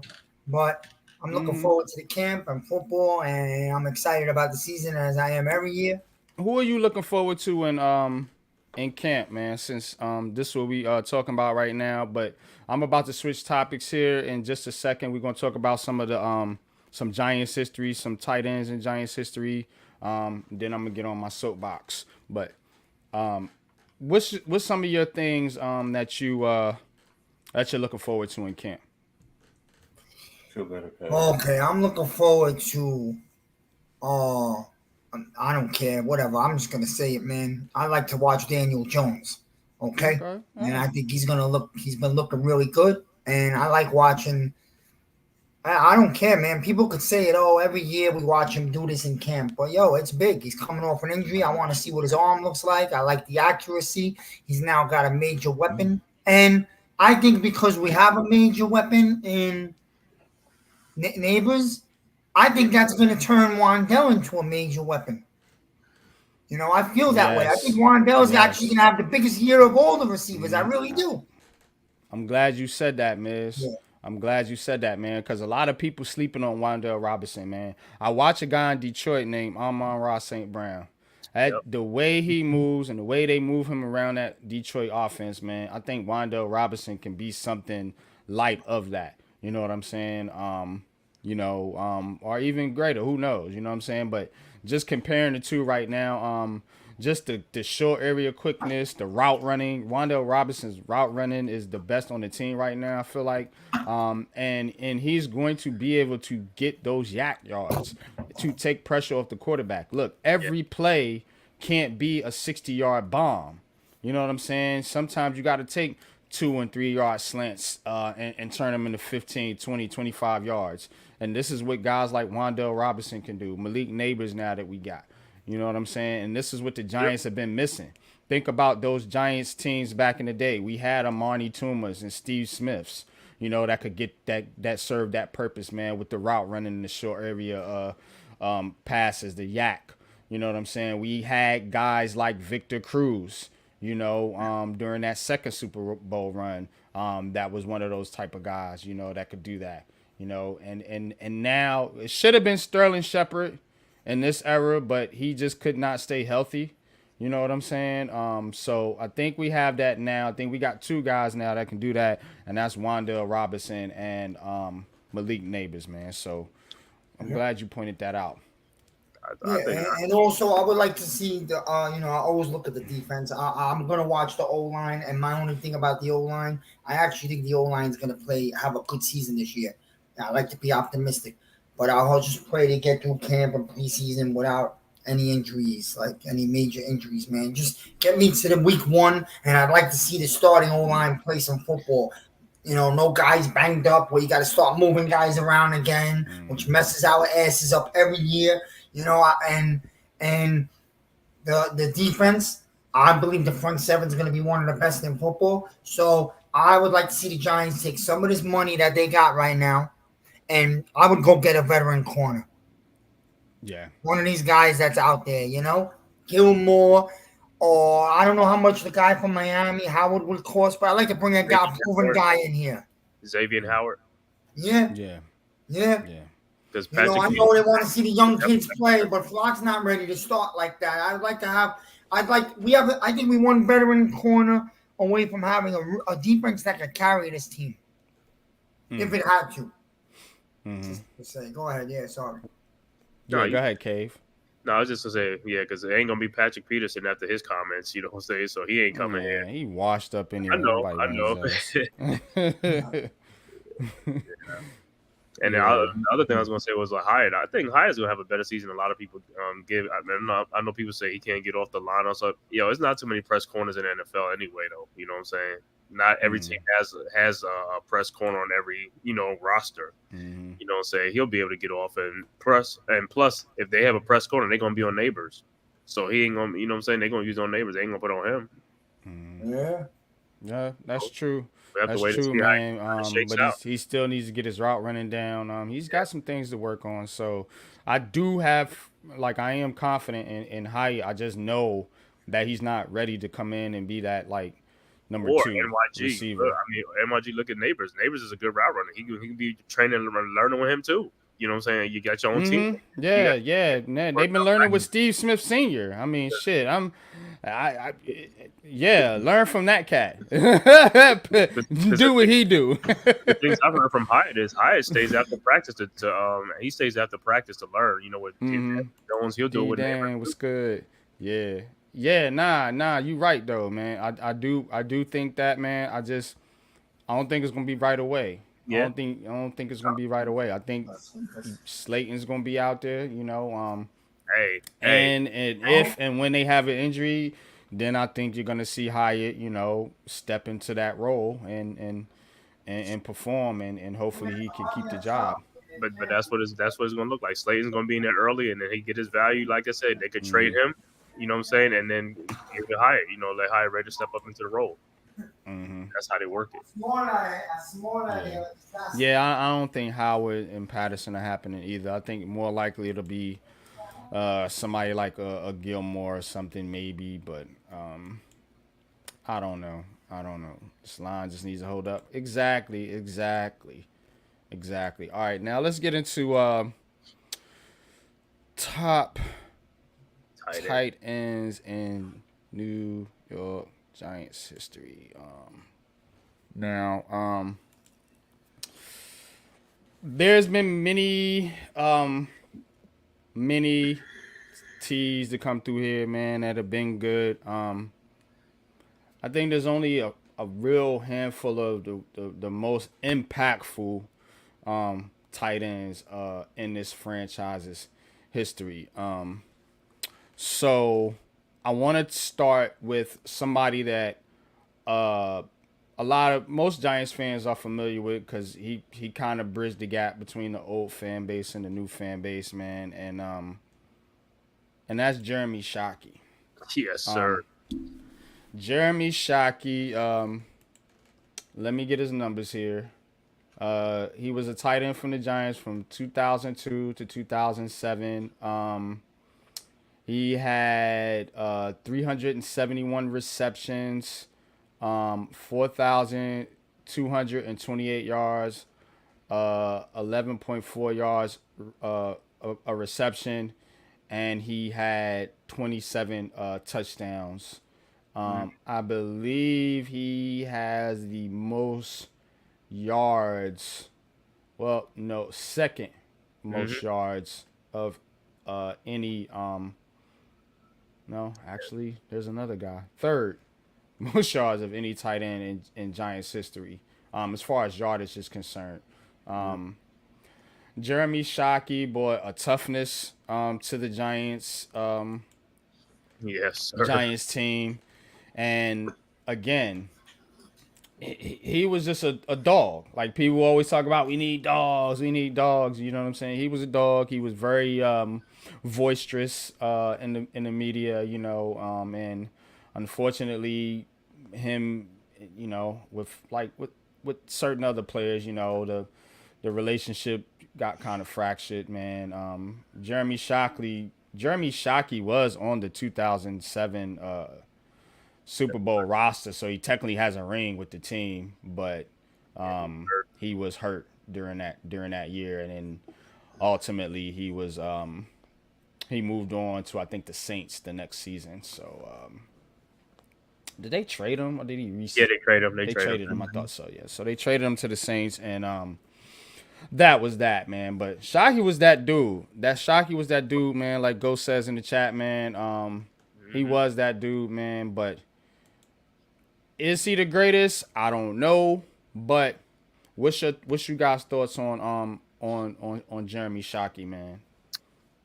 I'm gonna say for me, Shockey is number 2 on the list, either 2 or 3, top 2 or 3. That's it. I know who's number 1, but Shockey definitely is top 2 or 3. Because, like I said, his impact on the Giants changed the Giants as far as like games, like teams had to like they had a game plan for him, and when he played, teams knew when he played, they knew he was out there on that field. You know what I'm saying? And he had a lot of legendary battles with Brian Dawkins, one of the top safeties. Yeah. And he got the best of Brian Dawkins, and they, you see some films of them like going back and forth at it, and everybody's always gonna remember when he lost his damn helmet, and that dude was still in there gunning and trucking people over. He didn't care, man. Shockey was just an animal. You know what I'm saying? Like I said, he was like an impactful player. During that time, he brought he brought some juice to our team. Yeah, you know what I'm saying, because we like, I ain't gonna say boring, but you know how the Giants are. But it's like when Shockey was on there, it's like, hey, it was like made for TV, man. People wanted to tune in to see what he's gonna do next. You know what I'm saying, or who he's gonna truck over. So yeah, Shockey, like I said, he's definitely top 2 or 3, but I know who's number 1. Miss, we talking about top tight ends in Giants history, man. We starting off with Jeremy Shockey. I'm not going in any particular order of who's the best or who's the worst. I'm just throwing it out there. We did this exercise with I think the wide receivers a couple shows ago. So I'm just kind of going down the list of position by position. Just I want to show these fans like who we are as Giants fans, because we are getting attacked. You know what I'm saying? And I want to put out history. I want to put out as many facts so we can separate facts over fiction when we talk about a lot of these people. Talk to a lot of these people. So Jeremy Shockey, one of the top tight ends in history. I threw out his stats. You watched him play, Miz. You've been a Giants fan longer than me, man. What's your thoughts on Mr. Jeremy Shockey? You muted. Cut your mic on. I was crazy about Shockey. Yeah, he was one of my favorites ever. I loved him. He brought so much emotion and physicality to the team, bro. He was like, when you had guys like Shockey on the Giants, and it happened to be at a time when the Giants had a lot of big physical guys, Jacobs, Burris. You had these big physical guys, bro. Nobody in the league wanted any fucking part of the Giants. They just didn't. And I remember Ray Lewis saying something like that. So that mentality that we could bully you, we could beat you up physically, not just on defense, but on offense, bro. Shockey was a bruiser. And there'll never be a bigger play than when he took that touchdown out of Dawkins' hands on the fade in the back of the end zone. End zone, right. He brought us a 10-7 win to take us to the playoffs against a very good Eagles team. I'll never forget that. There was another play over the middle when he caught a ball and he got leveled and he got up and shook the ball like it was dice. Remember that? And you're right. And I believe that was the same game. Right. Yeah, Shockey was a beast. Or that screen where he ran over 5 Colts with Kelly Collins. Remember that? I remember. This guy, his attitude, man. Something about attitude, physical football, like you don't see it no more in the NFL. You don't. That shit ignites a team, man. Shockey was great, man. Whatever, things happened. Shockey, I'll tell you what happened, and I was at that game. Shockey broke his leg against Washington in like week 15 or 16, and his season ended. And unfortunately, not unfortunately, but the Giants went on a playoff run all the way to the Super Bowl. That's the year they won the 07 Super Bowl. And I think it's weird, bro. He was a little jealous that he wasn't part of it, and he never gave the Giants. I got that vibe. He made his way out. I got that vibe. It kind of pissed him off. He wasn't fucking happy that the Giants won the Super Bowl without him. I think he wasn't happy. What he really wasn't happy about was that Kevin Boss was balling. You know what I'm saying, in his spot. And he was like, yo, fuck this. That should be me. You know what I'm saying? Yeah. But, you know what I mean? It is what it is, man. But definitely, man, I got to respect Jeremy Shockey. Coach, give your thoughts on Mr. Shockey, man, before we go to the next great tight end in Giants history. He was all right. No, I mean, Here's the thing with Jeremy Shockey. He brought that Miami Hurricane mentality to the New York Football Giants at a time where it was needed. You know, and you knew back then if you got a player from the U, the real U, and I'm not a fan of the U, so if you had a player, he brought that attitude, that cockiness, that belief, and it would filter through the organization for the most part. You know, was he confrontational with some things? Okay, sure. But you know, hey, what top level player, what prima donna player isn't? Lawrence Taylor was the same exact way. That's how I looked at Jeremy Shockey. He had that Lawrence Taylor mentality just as a tight end. That's it. You know, what do I always talk about? Punch him in the face. Well, that was Jeremy Shockey. You know, and he exemplified New York Giants football, period. Case closed. So I understand where, you know, he's in the top percentage, you know, wherever you consider the top percentage, 3, 4, 5, you know, whatever. But yes, he deserves to be up there in that range. Yes. Absolutely. Absolutely, man. So another tight end, Mr. Howard Cross. Shout out to Howard Cross, man. I like his podcast, man. Great podcaster right now. Over there with the Big Blue Kickoff, man. But Howard Cross, let me get Howard Cross's numbers here. Went from 89 to 2001, so was a part of two Super Bowl winning, well, not winning, but two Super Bowl runs on the New York Giants, of course, and no, you said it right. Winning, they won 2 Super Bowls with him there. Don't say no. No, they didn't. They went to 2. They went to he was there from 89 to 2001. 89, sorry, so, not 86. Yeah, I thought he was 86. Sorry, my fault. No. Unfortunately, man. But he got 2,194 yards for his career, 17 touchdowns, 10.9 yards per reception. Howard Cross was, you know, one of those, you know, tough nose tight ends, you know what I'm saying? Those blocking tight ends, man, who could also do damage in the passing game, man. And look, man, very underrated player, man. On like I said, 2 Super Bowl runs with the New York Giants, man. And as we talk about bridging the gap, he is one of those players that bridged that gap, man, from that old school team to, you know, the modern era, well, going into the modern era. Shout out to Howard Cross, man. Like I said, man, one of the top tight ends. I don't know if he's quite up there. Doesn't have the stats, maybe not the accolades. Maybe didn't, you know what I'm saying? But again, as far as value, give me Howard Cross, man.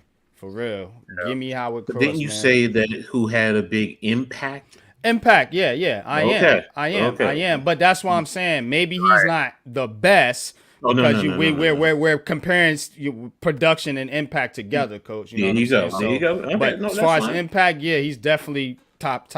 See, that's why I had Cross at probably like at number 3 or 4 or something like that. You know what I'm saying? It's like, yo, because of his longevity.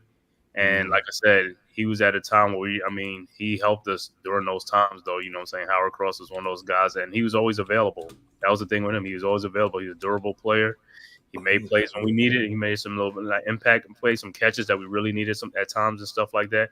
You know, with Bavaro and all that stuff, like because he was like after like Bavaro and stuff like that. You know what I'm saying? So it was great. Like I said, he was a blocking tight end. He could block his ass. So that was a great thing for us, you know, to help the line, things like that, and then get out there.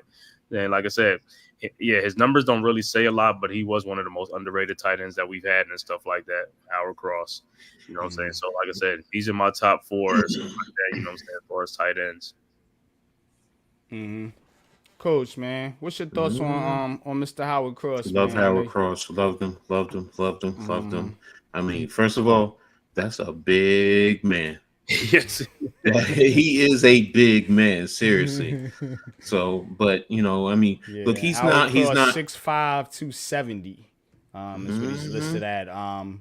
Per Pro Football Reference. I thought he was 6'7" though, but okay, 6'5", Yeah, still big. everybody got different numbers, Yeah. but this is off Pro But- Football Reference, and I use Pro Football Reference because it's Pro Football Reference. It's not a biased website. It's just giving you the numbers. Howard Cross was not athletic in that regard. He was not a speedster, but he was very dependable, and he was an offensive lineman with hands. That's how I looked at him. So he can go out there, and he was perfect in the blocking game, helped a lot of the running backs, during that time frame, from Rodney Hampton all the way down. Think about it, man. I mean, those backs wouldn't have been able to produce without him. So, he's impactful in that regard, and so many times he could delay, step in to help or pick up a blitz and then just sneak out, and the ball would just be dropped to him. And you read the numbers on his yards per reception. I mean, he was a true football giant, literally, and his impact was well deserved. And again, wherever you put him, I'd say he's probably in the top 5, maybe 6-ish. If you want to sit down and go, really. I understand man cave at 3. I mean, I don't have an argument with that. I mean, at 4. I'm sorry, you said 4. You're right. I don't have an argument with that. I mean, I can respect that. So, yeah, he's definitely one of the top tight ends in New York Giants history. Totally agree with that, man. Miz, man, what's your thoughts on Mr. Howard Cross, man? I don't got no thoughts. No, I'm joking. It's pretty much everything the coach said. He was real. He's old school, big guy, blocker, very reliable. I mean, you gotta love the guy. He's been part of the Giants forever, even with the TV shows, the radios. So that's a true Giant right there. Obviously, he's not the most athletic person in the world, but he's sometimes working hard, hustle, fundamentals is just better than most athletic in the world. Especially a position like tight end. I don't think you got to be the most athletic guy in the world. So. I don't have much to say about him. I mean, he's everything coach said was that's what it is. Okay. Very blue collar, right? Blue collar, old school. Right. Stands for what the Giants stand for, man. That's what I like, man. I like players like that, man. You know what I'm saying? Now another tight end, a lot of us may not know about, myself included, because this guy predates me, man. But looking at the tight ends in Giants history, man, I don't see how you don't put this cat up there, man. His name is Bob Tucker. Bob, let me give you Bob Tucker's numbers. He is first overall. First of all, he played from 70 to 77 with the Giants. Of course, during that period was considered the wilderness years. The Giants were a very bad team, so maybe not as recognized as some of the more successful teams, man. But check this dude's numbers out, man. He had 327 receptions. Leads the all-time leader from tight ends in yardage at 4,376. 13.4 yards per reception and 22 touchdowns. He was Bob Tucker. He was 6'3", 230 pounds. Went to Bloomsburg College, wherever that is. But from Hazeltown, Pennsylvania, man. So shout out to Bob Tucker, man. Got to put him up there as one of the great tight ends. Maybe you've watched him play, Coach, because like I said, he predates my era. But, yeah, talk to me. What's your thoughts on Mr. Bob Tucker?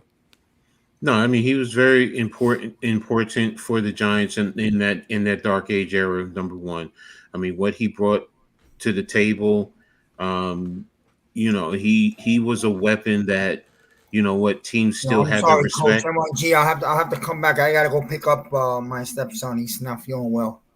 All right, feels better. All right, that's cool. Camp. Yeah, all right. All right, man. Peace. Sorry. No, you good.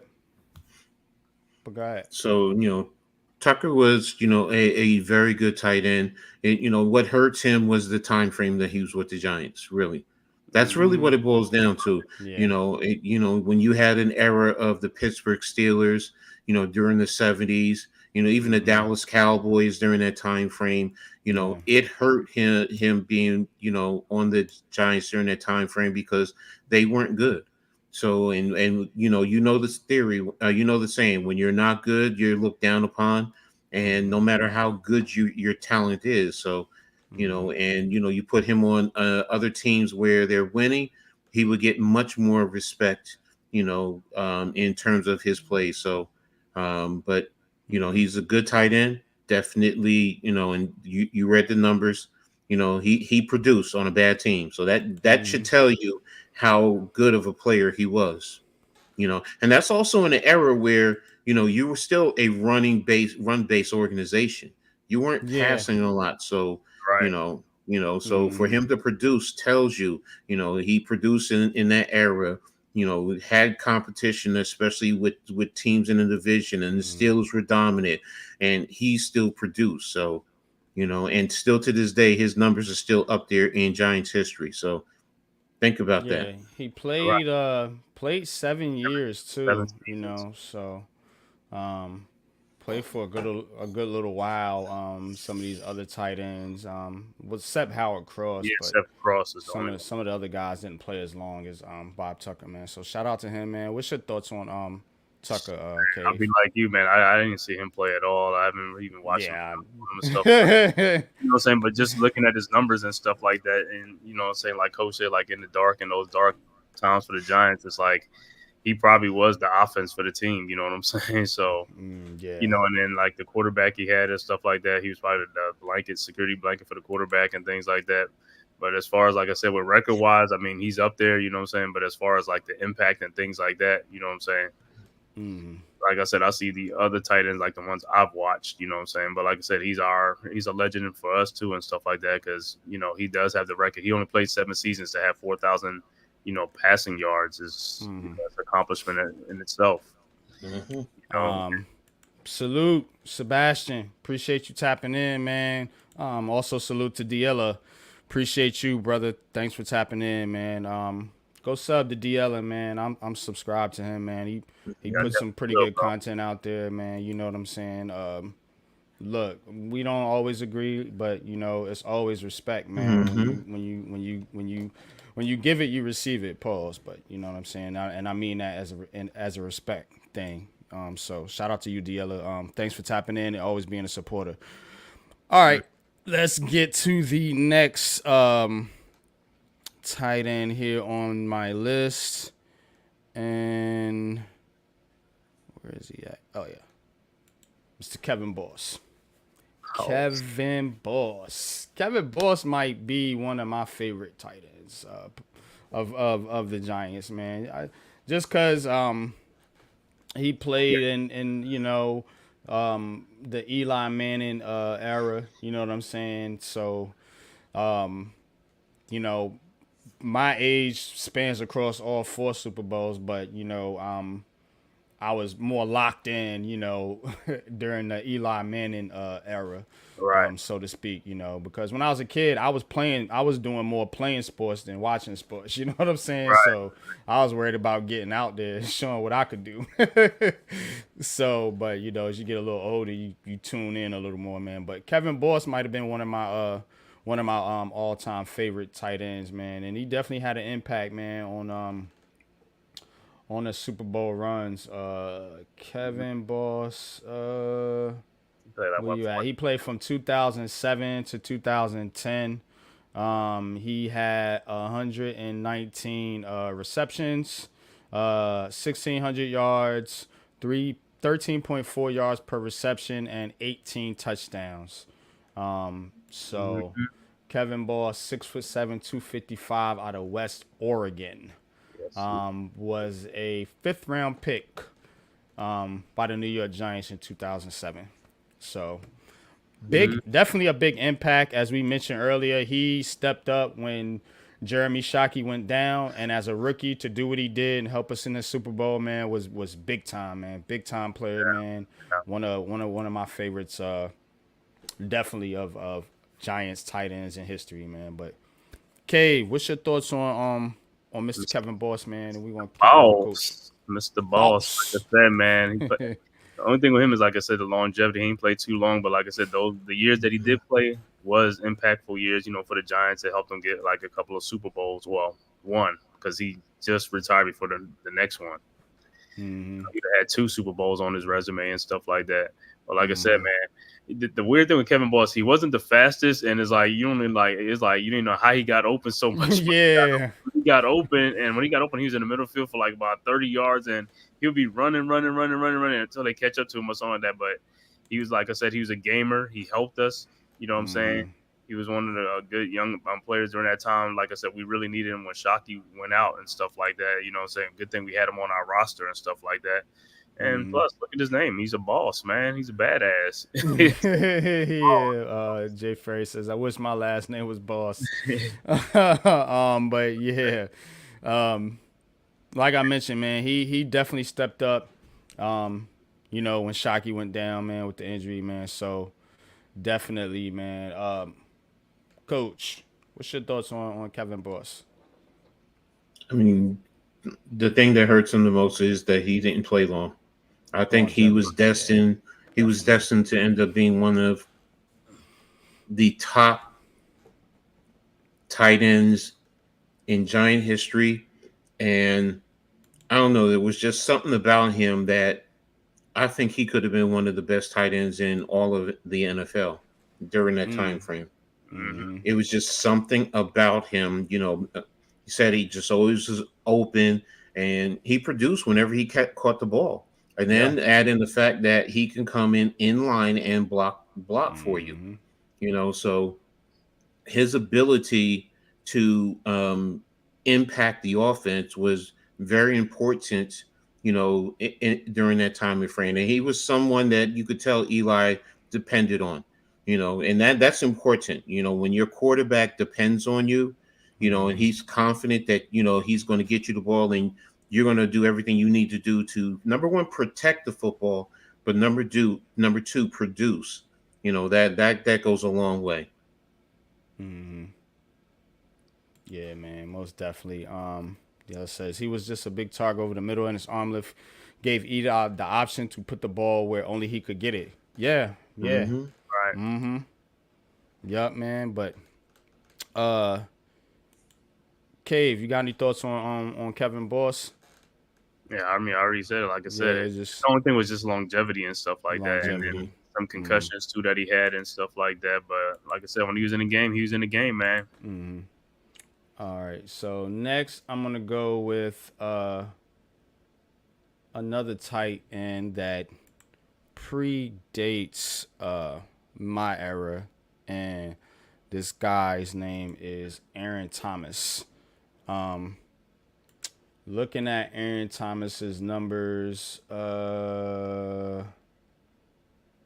he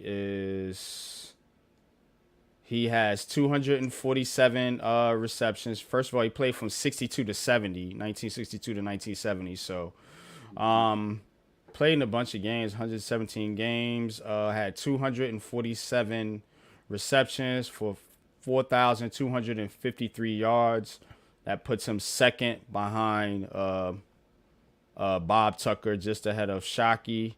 17.2 yards per reception, and 35 touchdowns. 8 years is a long time. He's got the numbers, but as far as impact, again, playing in that era, the wilderness era, as they called it, doesn't help some of these guys' calls, but definitely got a recognized game. You know what I'm saying? Like, yo, you getting it done. Right. You know what I'm saying? You getting it done, man. Coach, what do you know about Aaron Thomas? One thing, I don't know anything about him, just what I've reading. But yeah, I mean, the numbers speak for it himself. I mean, I haven't seen the film of him playing. Yeah. It's not like, like I've seen a little bit of Pat Summerall back in the day, but you know, Summerall was not just a tight end; he was also a kicker. So Yeah, it's you tough to know, get that old yeah, film. You know what I'm and saying? then But if I can get my hands on it, man, but, I'll show you guys but some with stuff on it everything I'm for sure. reading, it shows that he was a very productive tight end. So you know, and you know where his position is. You know, is he in the top 5? No, but you know, it shows that you know he was a good tight end. You know, for that time frame. So you know, So I here's a don't. write up by Bleacher Report on Aaron Thomas. Says Aaron Thomas, a sturdy tight end from the '60s. New York, one of New York's all-time forgotten greats. He was drafted by San Francisco in the 4th round of '61. Played in the era where the passing game was still evolving. NFL had recently shifted to 2 platoon system and specialized tight ends who had exceptional receiving skills but would have struggled on defense were beginning to find their niche in the game. Says the Giants acquired Thomas 3 games into the '62 season, and he spent the next 8 years in New York. Over that time, we already mentioned his numbers: 35 touchdown passes, which is the most by a Giants tight end to this day. So, again, man, shout out to Aaron, Aaron Thomas, and yeah. So, yeah, it just looked like he came before. Games, what's good? Boss Williams, Eli trusted him. Shockey wouldn't improvise too much. Eli didn't know who he was supposed to be. Fun fact from Jay Ferry says Aaron Thomas's son played 10 years too in the NFL. Okay, cool. What's his son's name? If you know, 6'3", 210 at tight end. He is an okay size receiver today. Yeah, pretty much. But Cave, what you know about Mr. Aaron Thomas here? Hey, I'm just like coaching. I don't know nothing about Aaron Thomas. Like I said, and hearing like stats and things like that, he looked like he predated. He was right before Tucker. You know what I'm saying? He was tight end before Tucker. So that was like, 8 and 7. That's like about 15 years of the tight end, like, during that time, So I don't know who the quarterback was during that time, but, they was, I guess that was their safety valve. Gifford? I want to say it was Gifford. Yeah. No. What was the other guy? 60s and 70s. Rob Thomas was his son. Rob Thomas. Okay.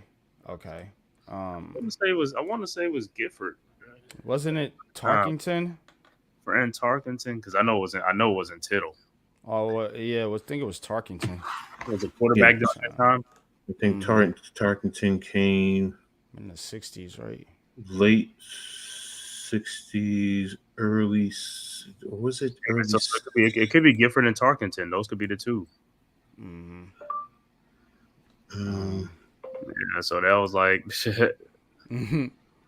But like I said, but if you look into his stats, so like I said, stats put him up there, as far as the top, what I'm saying, as far as like yards, reception, and things like that. But like you said, as far as impact, that was during the time they were a bad team. Yeah. Tarkington played with the Giants. Son of a bitch. I'm trying to pull it up now. Yeah, I got it. And he played with the Giants from 67 to 71. Okay, so like I said, the end of the 60s into the so he kind of crossed that time. Yeah. So yeah. All right. Last guy I'm gonna talk about here, and then I'll get into a couple honorable mentions, and then we're gonna wrap up the show. The number 1 tight end, Zeke Mowat. I have him as maybe an honorable mention, but I'm gonna go with Mark Bavaro. Yeah, we know. Mark Bavaro, who by many accounts is the best Giants tight end in history. One could argue maybe Jeremy Shockey, or even a Bob Tucker, who has the stats to back it up, man. But look, man, as far as tough grits, like I mean, it don't come much tougher than Mr. Bavaro, man. 1985 to 90, he played, of course, during those 2 Super Bowl runs. 266 receptions, 3,200 3,722 yards, 14.0 yards per reception, and 28 touchdowns. Mark Bavaro. Thoughts? Man, I'm gonna tell you like this. I can remember watching the TV screen and yelling to, people's like, "Yo, he carrying people, man. Look at this. He's carrying people, man." It's San like Francisco.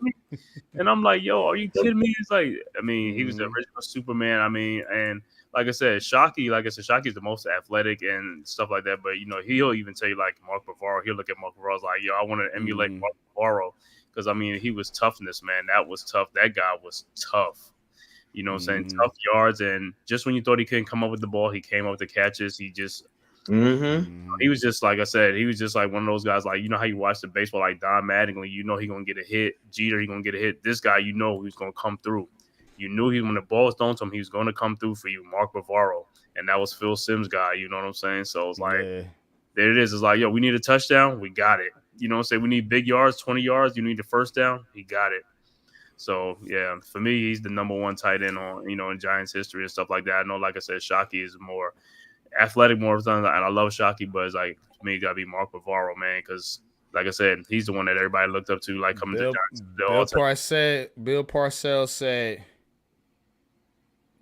if he ain't open, he's open. Like, he's going to get the football, yo. Right.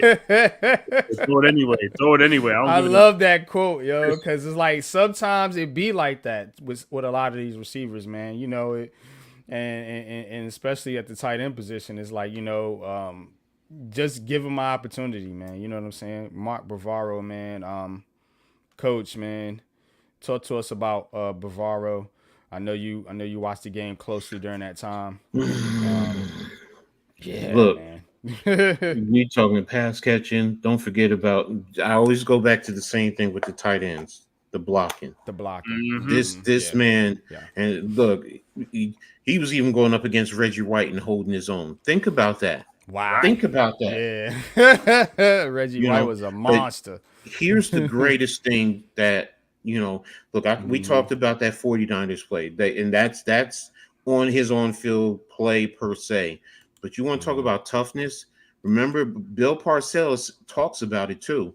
He said there was a time where he had his jaw broken in the game, and at halftime he went and got his jaw wired shut and came back the same game, tapping Parcells saying, "I'm ready to go back in." With his mouth wired shut.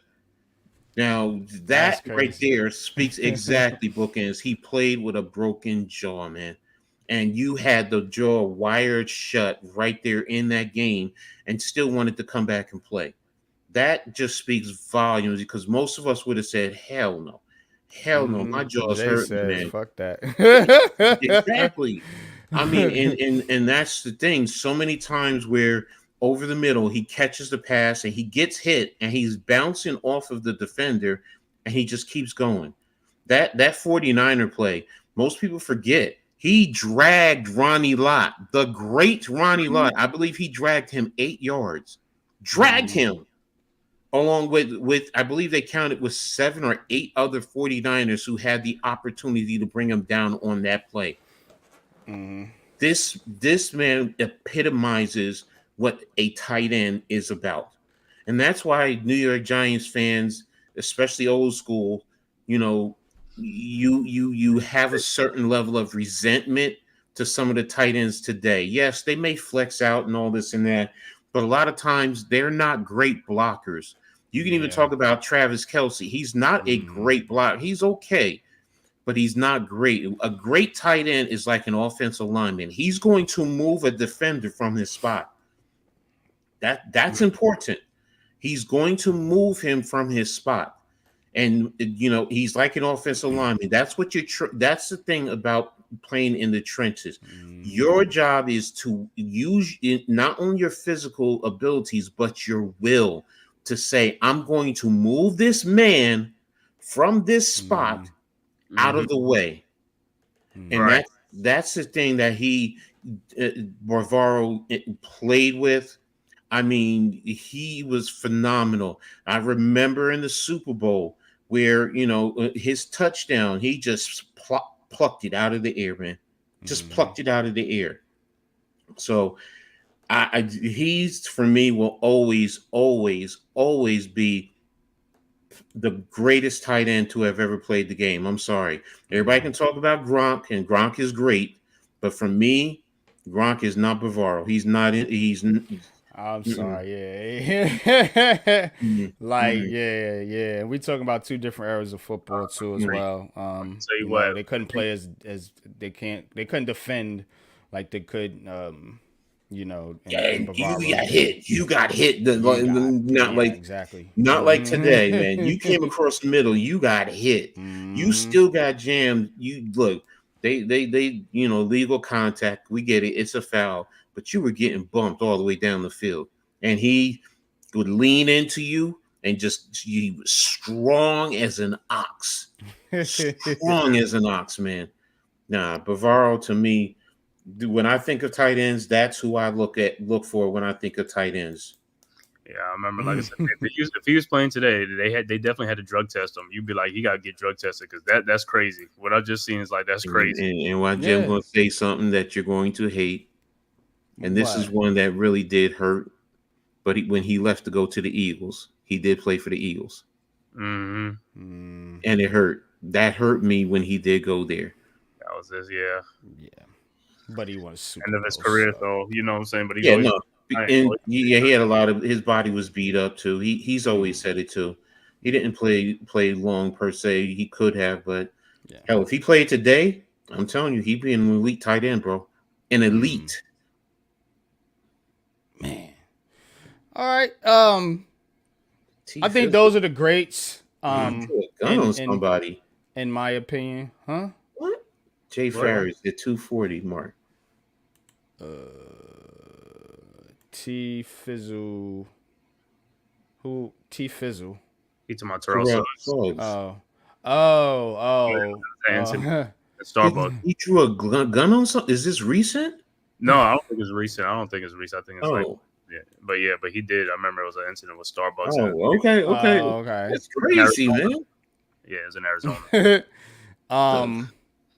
But some honorable mentions. Of course, everyone's favorite, Evan Ingram. Mr. Dan Campbell played tight end for a little bit. The aforementioned Zeke Mowat played back in the day. That's what I mixed up too earlier with with Howard Cross. Yeah. But couple players. Travis Beckham. Oh my God! That's like I can't even put him as an honorable mention. That's like saying Derek Brown to me. That's like saying Derek Brown to me. Hell no. Hell no. A guy that I would give an honorable mention, but he only played 1 year, was Martellus Bennett. He balled out that 1 year he played. He played real well. Got a big contract too. I was hoping he stayed. I admit it. he was a tough son of a gun too. Him and his brother. Yeah, he was real physical, man. But yeah, man, those are the top tight ends in New York Giants history, man. And again, I like studying history, because a lot of times the past dictates the future, and this world works in a circular pattern, you know what I mean? Meaning that, goes around, comes around, shit comes back, So I always like to view history, and I like to do this to basically let people know who we are as Giants fans. Like, if you're a real Giants fan, you listening to this podcast, you follow the Big Blue Crew, you a real, true fan, not like some of these other fans, I have to let you know that our history is important. You know what I'm saying? Our history is important. You know what I mean? So, before I end the show, I'm going to talk a little bit here about this community. And when I go to Twitter and I make posts and I post things, you know what I'm saying? Because I'm a Giants fan and I'm a content creator.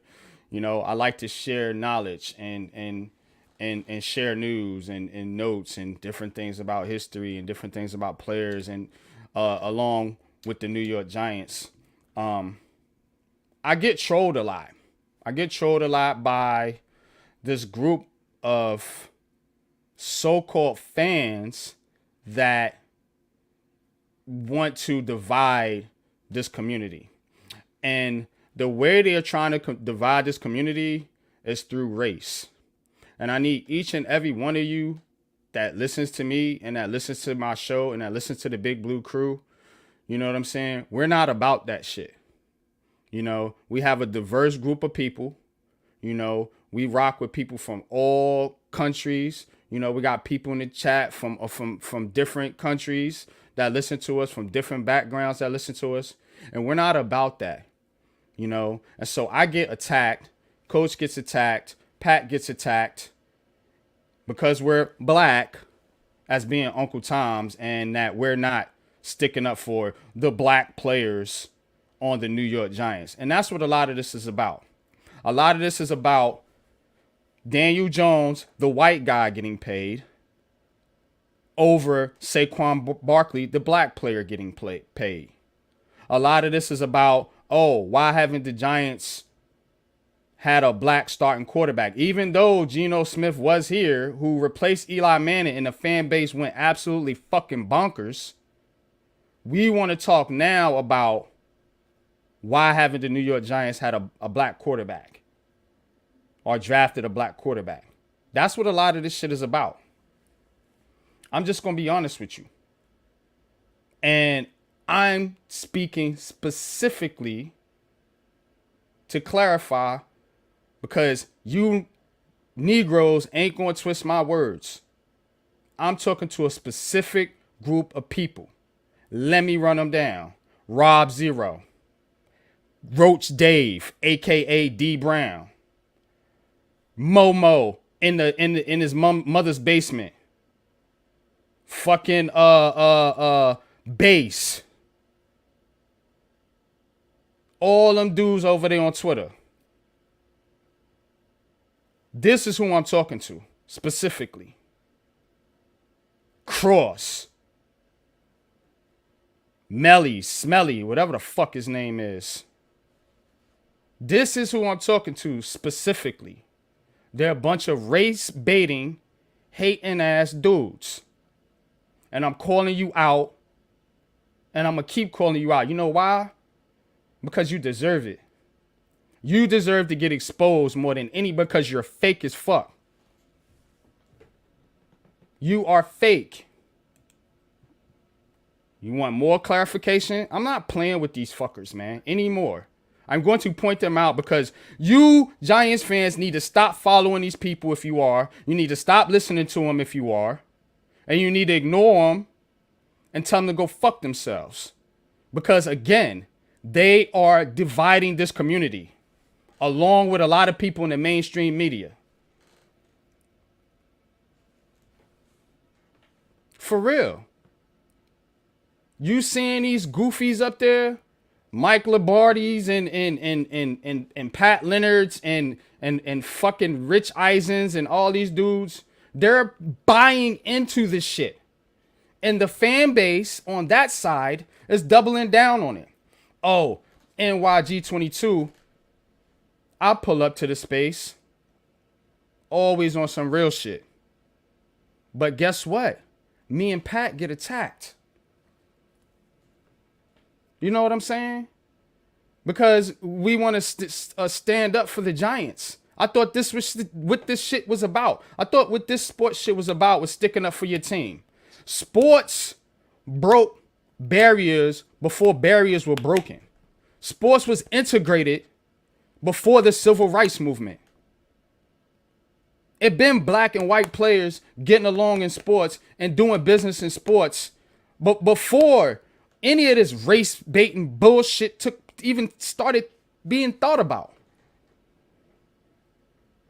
So I'm so sick of y'all with this bullshit, and you disguising it like, oh, nothing can be good about the Giants. Let me show y'all what these fucking idiots talk about. Let me show you. Let me show you what we're talking about here. What the fuck we're talking about. Hope y'all can see my screen. Hold up. Hold up. Hold up here. Cause this shit gonna stop. Can you see my screen? Mm-hmm. This is D Brown, aka Roach Dave, as Pat calls him. This is what this dude says right here in his post to a Commanders fan, Deuce. This dude's a Commanders fan, and they're talking about Daniel Jones. This is why I jumped ship. They're idiots. Can you make it bigger, a little bit bigger? Yeah. All right, that's good. This is why I jumped ship. They're idiots. And 80% of fans are even bigger idiots. This is who you're dealing with. This guy. This guy who's in a space now, dick riding the Giants fans. You see what I'm talking about? This fucker right here. 134 fucking followers. A straight nut rider. Pause. In Stars' space. Ready to start shit. This guy. Roach Dave. Who wanted to come in here early and thought he was going to apologize. Nigga, fuck you. Fucking with you no more. He's one of them. Who's next? These dudes are fucking garbage, man. I'm telling you, I'm so fucking sick of them, man. And I'm gonna expose you for who the fuck you are because you deserve it. You deserve it. I'm not pulling no punches. I'm gonna call you out for who you are. You can clip this shit and come holler at your boy. Straight up. 1T. Whoever the fuck this guy is. Whether I agree with this dude on this topic or not, I'm so glad he rips the Giants all the time. You got a fucking logo of a New York Giants, but you're happy that Mike Lombardi is ripping the Giants. Right. Who the fuck are these dudes, man? And I'm sorry for what I'm saying right now if it's offending any of you. But again, I'm not here to pull no punches. This is me, NYG22 talking. So get it correct. This is not the views of Coach Ed or Man Cave or Pat or Lou or anybody else in the Big Blue crew. This is I'm calling you out. Rob Zero is a pizza delivery man who delivers pizzas and I heard you got some home problems, homie. But you want to talk shit to me? You want to talk shit to me? This other guy, Melly, he's the biggest pussy of them all. You know why? Because when you let a man come in and question your manhood, and your reaction is, well, yeah, maybe I am a punk, basically, and then you call Rob Zero your hero to come defend you. This is a sick ass cult, and please take this shit to these motherfuckers, cause I want to smoke. Cause you know what? The Giants fan base don't need dudes like you. We don't need this shit in 2024. We already got enough shit going on. Fuck this race baiting bullshit, yo. And you bringing it to sports. And sports ain't supposed to be about that. Sports supposed to be an outlet for people. Sports supposed to be something that brings communities together, that brings cultures together. This ain't supposed to be like that. And I see it every day, all day. And you coming over here talking shit to me and my brothers? Pat, who has put players in the NFL, you calling him fake?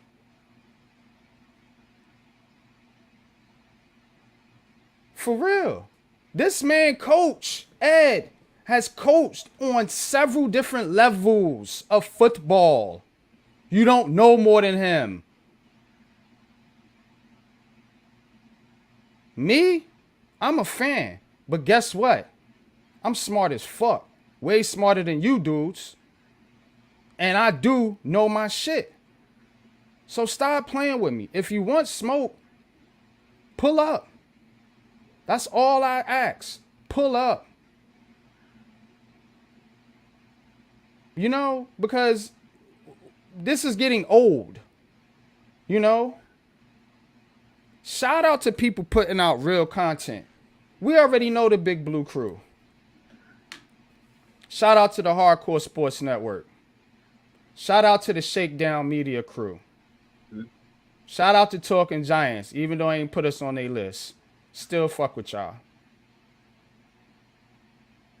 Shout out to Carl Banks and Bob Papa and Paul Dottino and John Smelk, Howard Cross, Lawrence Tynes.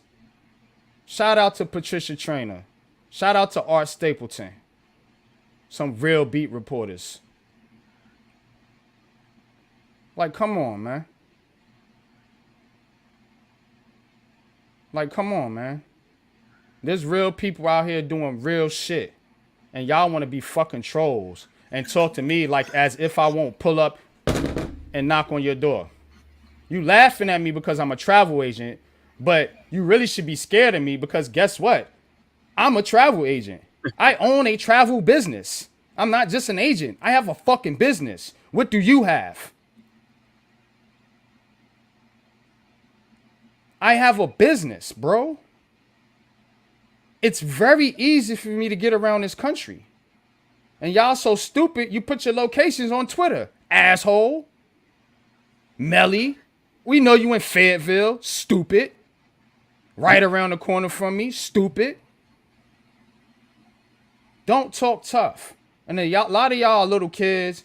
And for real, if you're a little kid, just stay out of grown folks' business. That's all I'm saying. Where your parents at, bro? Because y'all shouldn't even be on here talking to grown men like that. Straight up. So, line is in the sand, man. That's all I'm doing. The line is in the fucking sand. If you over there, stay the fuck over there.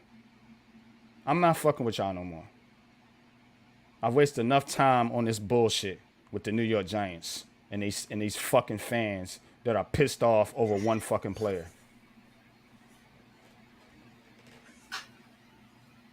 That's it, man. That's what I got to say. And anybody that wants to say some shit, I'll put the link in the chat. You can come up here. You can talk to me like a fucking man. Instead of this gee gee hee hee ha ha Twitter fuck shit. I'm grown, homie. Like for real. And I don't play games. I got kids y'all's niggas age. So please, put respect where respect is due. You know what I'm saying? We put in the work over here. And I fuck with the people in the chat and the people that follow me and that support me and the crew. And you know I ain't talking to y'all. That's why I named specifically. Because I don't want shit to get twisted. But y'all dudes, fuck you. I'm done. Sir. Set them out, set a handful, man. I know what you be going through on Twitter. I'll be seeing it, man. You know what I'm saying? But look, like I'm Kendrick going to said, say, nigga, they not like us, bro. That's not, they not like us, bro. They not. NYG, you know I said to you earlier before we started the show.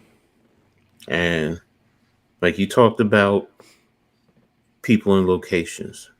Ladies and gentlemen, don't think just because you can whatever with your IPs, you can't get found out. right. Ladies and gentlemen, you can get found out. If you can have anybody hacking into the federal government system, anybody can hack into your IP address, even if you try to disguise it. The federal government does it all the time when they go to court. You can get caught. you can get got. That's why the internet is a good thing, but it's also a dangerous thing. Because then you're sitting there wondering, how the hell did such and such find me? You have this shit, people pay to get your information online also. It's out there, man. It's out there. And next thing you know, you're going to mess with the wrong one. All right. And they're going to just be sitting at your door, and you come walking out and they're going to put a bullet in your head. Now, I'm not advocating violence, but that's also the reality. And I'm going to say this, man, which is why, and I said it to NYG, there's certain things that I'm just not entertaining anymore. I'm not allowing negative energy. I was a master at ignoring people from trying to get into my head. But when someone forces me to purposefully want to physically do them harm, I'm in the wrong space, man. Right. And I'm just removing myself from it. And I even said to NYG before we started, I'm like, yo, bro, I don't even want to stream Giants games or talk Giants games. I'll do every other football team. If you want to talk X's and O's, I'll do that. But this divisiveness, man, it's not worth it, man. It's really not worth it. I used to think the Giants fans were the best in the world and they were the smartest. And right now, we look like buffoons, man, because we're arguing over Daniel Jones. And now we're arguing over Saquon Barkley. But yet and still, everyone harps about a quarterback. We're in a quarterback era, but yet and still, we let Saquon Barkley go, and it's a major problem. But hold on a second, because someone just posted it on Twitter. The Raiders let a running back go. The Packers let a running back go. The Tennessee Titans let a running back go. The Bengals. The Bengals. Dallas. All these teams let a running back go, and it's good for their organization. But the Giants, we do it, and it's a problem. I don't understand why we have to get to these extremes. Disagree. There's nothing wrong with disagreeing. I respect everyone's right to their opinion. You disagree with me, fine, cool. Now, when you take it to another level, you calling people names and, you getting Tommy Tough Nuts, then you pushing it to another level. And next thing you know, you're going to be surprised. Yo, I didn't know he was like that. Yo, cut the fucking bullshit, man. A lot of y'all ain't gangsters. A lot of y'all ain't really hood. Right. Trust me, you're not. You're not. And then when somebody's at your door, you're calling the police or you're wetting the bed, and it's not worth it. I mean, yeah, it's funny. I get what I said. It was funny, but I'm being serious, man. Because when you get put to task, when your life is put to task, man, you'll see who's sitting there pissing and you got piss underneath them, or who's able to step up to the plate. I'm not calling for violence to anybody, whether I agree with you or disagree with you, whether I can't stand your ass or not. You don't deserve that. But yo, sometimes you got to think before you speak. You got to think. Don't think because it's the internet and you could do whatever and say whatever, man. Bro, I'm telling you from living on this earth 57 years, I've seen some shit, bro. I've seen some real motherfucking shit. I've seen shit that most of y'all be like, yo, coach, you've experienced that? Yeah, man. I may talk like this. I may act like this, but don't get it twisted, man. I've seen a lot of shit most of y'all will not be able to handle. And it's not worth it over football. Right. Over football. Football is a game. I love this game to death. It's the best game in the world. But we are going way too far. You're letting politics come in and influence things. It's football, man. You want to get tough? Put on the football pads. Go out there and play. Look, I'm telling you right now, y'all can go play minor league semi-pro football world. You want to get your shit out? You want to get your aggression out? Go play. I've seen dudes 60 years old playing. So it's not like you can't play. You really want to play? You really want to be? And I'm not talking about PlayStation and Xbox and Madden and NCAA 25. Yo, put the pads on, baby. Put the pads on. Let me tell you something. I'm disabled. I have my walking issues, but I'm gonna tell you, I'll put my pad. I'll put my pad. No. NYG. Let me tell you something. My big ass. That's what I'm ready for. No, you talking about the glove. You put the pads on and you line up against a 350-pound man, and when he explodes into your ass and he's laying your fucking ass on the ground and he's laying on top of you, first of all, you a bitch. Right.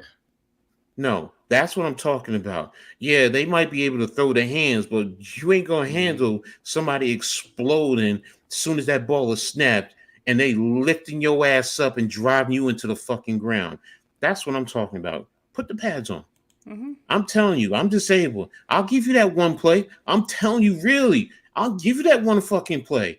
I may not be able to walk after that, but I promise you, on my dead wife's grave, man, I promise you, you're going to remember that shit for the rest of your life. And I'll tell you this one last thing. You'll have shit stains in the back of your pants. Because most of y'all have never experienced football at that magnitude, man. I've gone up against guys who played in NFL, man. I have spinal issues from playing football, man. Mm-hmm. This shit is real, man. Don't forget, there have been men that have died. I've watched a man die on a football field in Towanda, Pennsylvania. In 2003, I watched a man fucking die on the field from playing this game.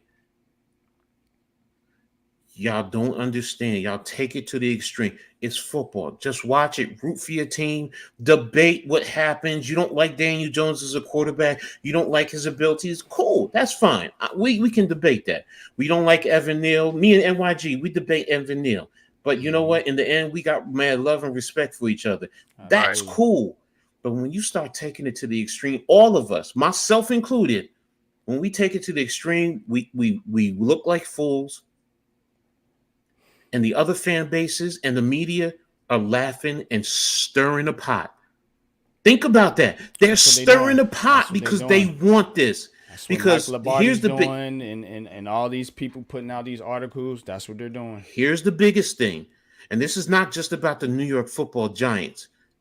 Educate yourself. Sit back and watch. It's the New York sports system. They attack New York sports. It could be the Knicks, it could be the Nets, the Giants, the Jets, the Yankees, the Mets. They do all of this, and we as a fan base, we get so caught up in it, and they're sitting back and they're laughing. Stephen A. He does it. He does it to the Cowboys. He does it to the. I give him that, but don't forget, Stephen A. is a Steelers fan too, so that's why he does it to the Jets and the Giants also. He does it to all. He does it to all the fan bases. The media stirs the pot because we have the biggest market. We tap in, we tune in. That's how these people make their money. Understand it's sports. Understand it's the business. You want to debate players and coaches and what they're doing and the GM and you don't agree with, that's fine. But when we take it to so far either to the left or the right, instead of just keeping it in the middle where it's supposed to be, that's a problem. Mm-hmm. And like I said in the beginning, man, don't think because you're on the computer, you can't get found. Every last one of us, myself included. That's why you have to be careful. I want to get found. No. I know that. What I'm saying is the ones who really ain't about that life. Right?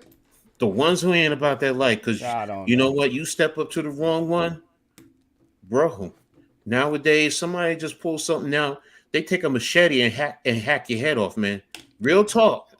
That's real talk, man. We don't condone violence over here, man. But I know exactly what you're saying. No, Coach, exactly. Man, because at the end of the day, we are real men that we're gonna protect our families and protect our livelihoods. You know what I'm saying? So when you talk like that as a man, hey, of course, I'm a be on the defense. You know what I'm saying? I don't go around. It's not like this that one of these people that go around looking for trouble. I don't do that. Mm-hmm. Like I said, I post stuff, and then particularly this last instance, I was invited and told, nah, they ain't gonna pull up. They pussy. So when you you question my integrity, my manhood, I'm going to show you what pussy is. And you know what I did? I went in there and punked me and Pat. Shout out to Pat, man. Punked a whole room full of punks. Because that's what you asked me to do. You said pull up. And then when I pulled up, you didn't say a fucking thing. What you did was you said, oh, we got to go get Rob. As if Rob was going to do anything about it. Because he's a bitch too. This is who you guys are. You're a cult of sorry ass suckers that are punks, man. That's all I can really say. You guys are punks, man. But you know, by the end of the day, man, if people put content up, like if you don't like it, just don't watch it. You know what I'm saying? That's what you gotta do. Just don't watch it. Don't. What's the old adage? Hit the X in the upper corner. Right. Man. It's just that simple. I do it all the time, bro. I do it. All come on here and debate. I know. That's what it's about. That's the thing. This is what we do every day. We come on here and debate. You give people an outlet to come on here and voice their frustrations and stuff like that, and the game and stuff. That's all you do. You know what I'm saying? And just talk about it. That's exactly. Exactly. How many times last year did I sit here and bitch about 3rd and 1 and 4th and 1, and we're spreading the that's what this is about. That's our therapy. That's our release. But don't take it. But you know what? Respect everybody's opinion. You ain't gotta agree with it. I ain't gotta like everyone. But I'm going to respect your opinion. But when you cross the line, then it's an issue, man. Then it's an issue. Now, look, there are times when I pull myself away because I know me and I know my temper. That's the whole thing. My mother will tell you, I have a bad temper. And that's the thing. I'm not putting myself in this position to do something stupid over a damn football game or talking football or talking sports. It's not worth it, man. It's not. There it goes. Nasty work, bro. Like, but you know what? How is a man bro? Like, just, dude. If I'm fighting or if I'm in a situation, I'm not calling up coach and be like, yo, coach, come help me, please, come get me out of that's what I'm saying. You guys are so soft. I have to call it like I see it. And yeah, I may be using disrespectful language, and it's intentional. And I'm intending for it to go in a certain area. So please, I don't want nobody to take this as a shot or anything like that. You know what I'm saying? Because I'm intending it. Ashton, Mace, all you guys, bro. Y'all all fucking cult, bro. Y'all some hoes. Jay Ferris, Ghost, I'm going to say this. It is not the debating that's the issue. Nah. It is people do not understand. First of all, they don't understand the rules of the game. They don't understand the rules of debating. They don't. They really don't. Rules to this shit, Tony. You know the game. Exactly. And that's the whole thing. You have to understand when they debate. First of all, when they're on that show, they're putting on a show for you. Right. That's what y'all don't understand. That's what some people don't understand. They're putting on a show. They get paid to do that. Ratings. They get paid. Exactly. It's about the ratings. So it's not the debating. Trust me. Like I said, NYG and I do it. And we don't get paid for this. Yeah. We do it. But it's not even them dudes on Coach. It's not even them dudes on TV. It's the Twitter dudes following them dudes. And you know what I'm saying? And like I said, some of them will debate you respectfully. Mace can debate you respectfully. They uno, even though they tend to always disagree with what the fuck we say somehow. But they don't tend to take it to a disrespectful level. Exactly. I'm talking about these motherfuckers that take to a disrespectful level. Exactly. Dilla comes in here and debates. Me and you have had debates. We've just had debates with Big Dash, Charlie, Charlie Vassiano. You know what I'm saying? Like, still respect though. It's these dudes that and like I said, they're like kids, man. I want to take my belt and literally whip them like a little kid, bro. That's how I feel right now, bro. You need your ass whooped. But yeah, I'm done, man. Cause y'all get me going, man. Like, yeah, bro. You know what I'm saying? We all get it. And look, they're gonna think like, we're on this side, and same thing he's saying. NYG saying they're going to say the same thing. Oh, you're cold over there. Blah blah blah blah blah. Okay, fine. We're cold. Whoop-de-doo. You know what? Bottom line is, you do your thing over there. They think we like Daniel. Like, I don't argue for Daniel Jones over here. Look, but that's why it's so weird. It's so weird. No, they don't know the story where you weren't even defending him when you first got in here. You were against him. But the thing about it is, I defend him based on points narratives that are stupid. Like, he's the worst quarterback in the NFL. That's dumb. This dude, I mean, that type of shit is what I defend. Look, I'm going to say this. As far as me, I can only speak for me. I'm a fan of the New York Football Giants, not players. Because players are, what do I always say, NYG? Players are assets. They come and go. They come and go. Coaches come and go. General managers come and go. The only thing that's staying the same is the owner. Now, I'm not a big fan of the owner, but I'm a fan of the team. That's what I'm a fan of. I may like players. Look, I still like Saquon. I'm not gonna lie. Look, everybody else can hate him. All right, I don't care if they. I love Odell. That's family to me. You know what? Everybody else can whatever. You know what? Cool. That's your right. We all have our opinions. You know, as long as you respect me, I ain't got no issues. If you want to say no, coach, I don't like him. Blah blah blah for ABC. Okay, I respect that. But you know what? When you start taking it to this, like when you start personalizing it with me, when you call me a coon, well, not directly, indirectly, when you call me a company man and I'm towing the line. And one thing, coach, I don't even care if it's indirect or direct, because it's this thing called passive aggressiveness. And I can't fucking stand that shit, bro. I'm a New Yorker. Say what you want to say and say it to my fucking face. That's why I call out names and I talk how I talk. I'm not scared of you. I'm going to direct my energy at the people that fucking need it, that deserve it. You know what I'm saying? So it is never going to be no indirect subliminal shit with me. But I'm calling out who the fuck I want to call out. That's the point. That's the point. That's my point. But when you got other cats saying, "Oh, you're a company man and you told the line," what? First of all, do you understand? You just called me a coon, but yet and still, you talk about black this, black that. Yo, man, that to me, that's hypocrisy. Yeah, that's hypocrisy. That's why, you know what did I say? I don't deal with him. I don't speak to him. I don't even mention his name, whatever the case may be.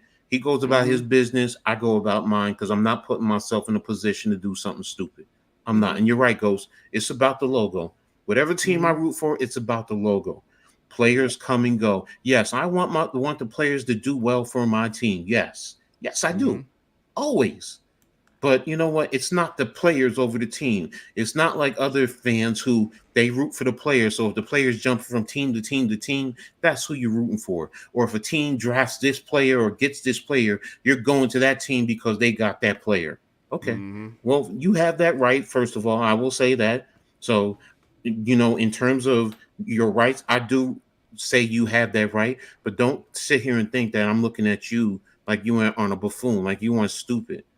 You know, you want to call me a coon? Yo, man, you are what I call a prison bitch. Because if you're in prison, you're gonna be washing my drawers. Make sure you get the starch in there. Don't mess it up. Because if not, you get in the shank, bitch. And then at night, get down on your knees, open your mouth, and you better not drop you better not drop anything that comes out. You better swallow that shit. And then when I want to, I'm going to call the fellas, and you better bend over and let them ram it right up your backside. That's what I think about some cats. And I mean, like, these guys talk this black shit, man, you know, and they hang in a space, and they call a white guy to their defense, and they have a white guy as their avatar picture, which is just totally weird to me.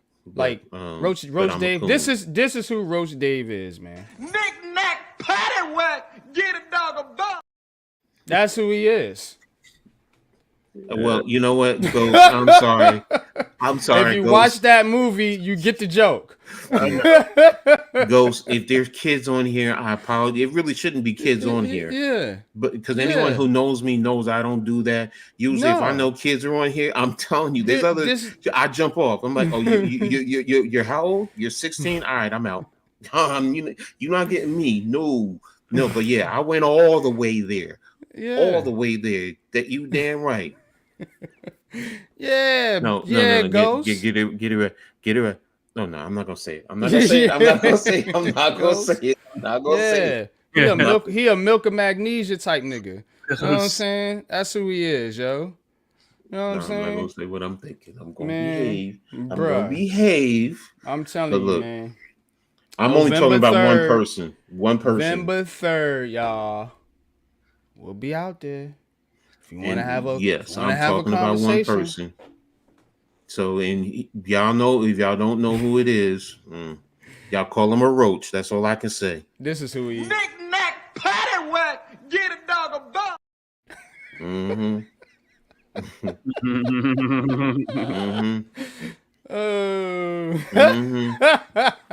Get that whip out on their asses too, right? Yeah. Yeah, I had to hop in for this conversation. November 3rd, pull up. I'll be in your city. I told him, bro. November 3rd, we'll be out there. You can come get that official leather to the face. The gun butt special. Or the slice work. Either way. All I have to say is, you know what? Motherfuckers fuck with the wrong ass dude. then I'ma say this because you know me and Luke gonna know exactly what I'm saying. Y'all gonna get the nigga out of me. And anybody knows me, and they laughing, but anybody knows me, I don't use that word unless it's derogatory and malicious, and that's what I mean. And it's a shame because it shouldn't be that way. We should be able to have discussions intellectually and disagree and still be men about it. It's just one portion. Bro. Yo, that's a nice house, Lou. I like that house. Crib. I'm painting here. I'm painting this house. Oh, I thought that was yours. No, hell no. I lost my house in the divorce. No, I thought you had another one. All right, no, I'm in an apartment for the time being. I will be in the house soon though, because I grind like a motherfucker. It's Sunday and I'm painting. That's a nice Saturday house. I was painting. You know what I'm saying? I work 9 to 5 for the company. Yeah, it goes. And then after that, it's all me. Make that money, player. I ain't mad at you. Make that money. Yeah. And like I said, I don't go out there seeking trouble. And the Big Blue Crew, we don't go out there seeking for trouble or anything like that. It's just when you come into this space and when you come on my timeline, on my platform, running your fucking mouth, I have to address it. You know what I mean? I have to address it because that's who I am. And I'm never going to back down from anybody. You know what I'm saying? Ever. You and know anybody what I'm who knows me knows that I believe in God wholeheartedly. And I try to live according to the statutes and the commandments of the scriptures.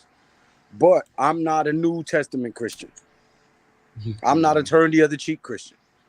I'm an Old Testament eye for an eye, tooth for a tooth for Christian. Right. So I ain't gonna start nothing. But if you start it, I'm gonna finish it all the way. I'm gonna chop the family tree down and burn the roots so there ain't a motherfucker left with your DNA or your last name to try to come and get some get back.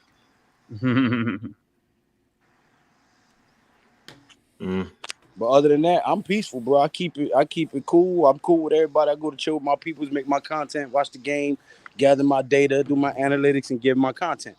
But you poke the bear and you get mauled. Whose fault is that? The bear or the poker? Thank you. Man, that's all I'm saying, man. Exactly what I was saying. These dudes talking about, oh, you a travel agent. Like, that shouldn't be something to laugh at because you know I get the good deals on flights. And I can be in your city in half a day, bro. Anywhere I want to go in the world, I can be in half a day. A smart person, and this is the thing. This is why I'm saying a smart person would say, "Oh, NYG's a travel agent. Yo, bro, let's talk business. Fuck everything else. Let's talk business." Right.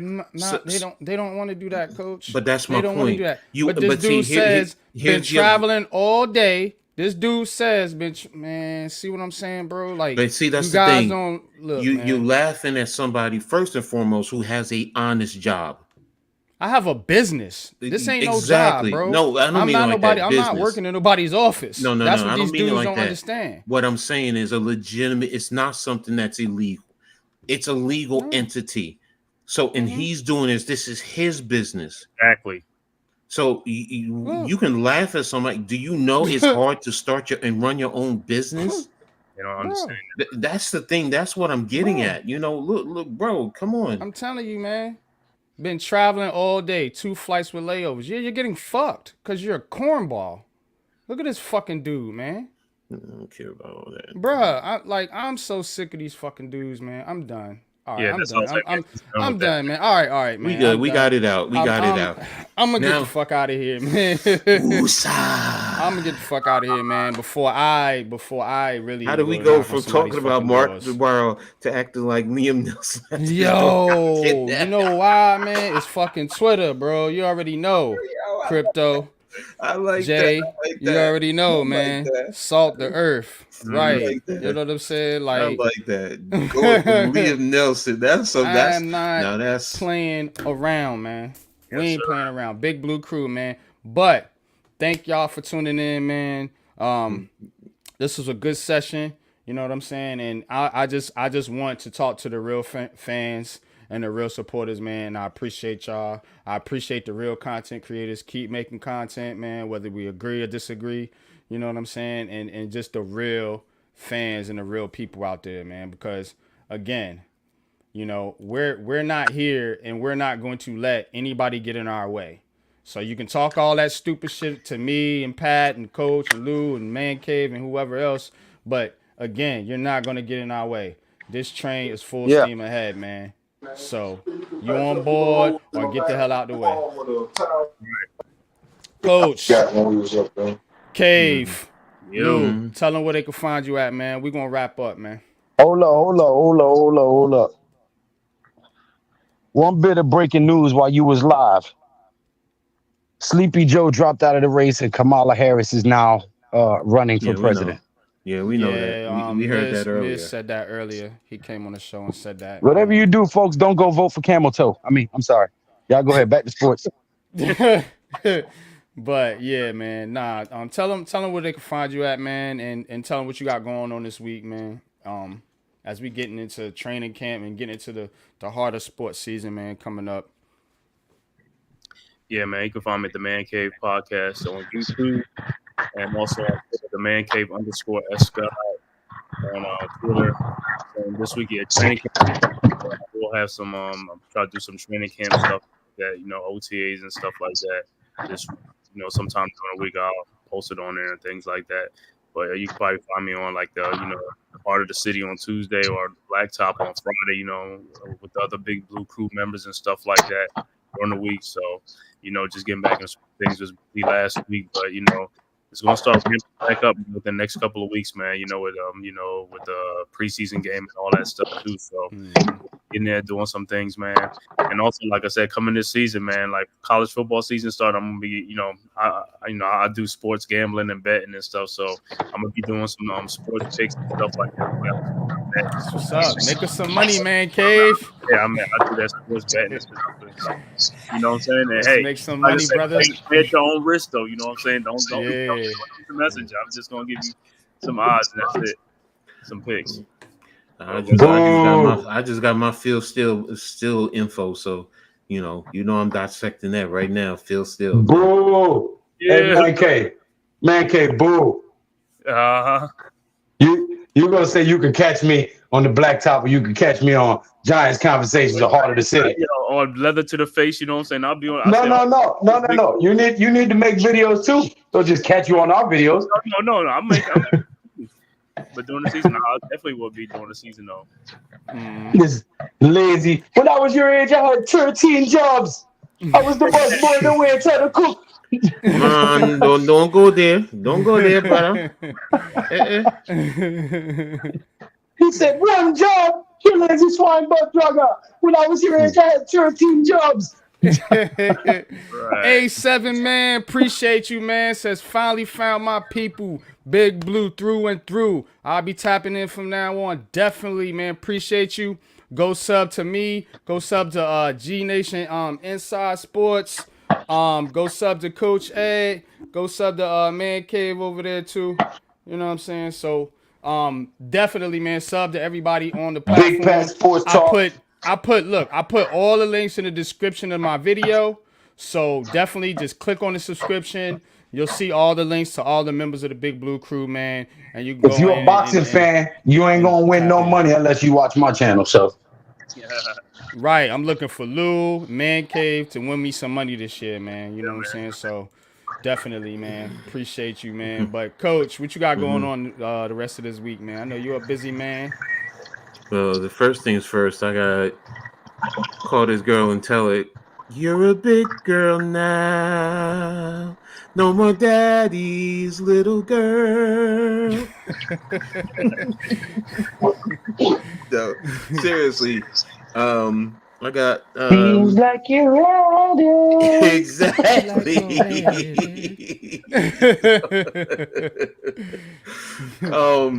Look, this week I'm on my grind for Coach Ed's Coach Ed's Reading Attack Sports Show Live, Monday and Wednesday 7:00, Friday at 6:00, Tuesday Heart of the City, Wednesday the Pick and Roll podcast, Thursday the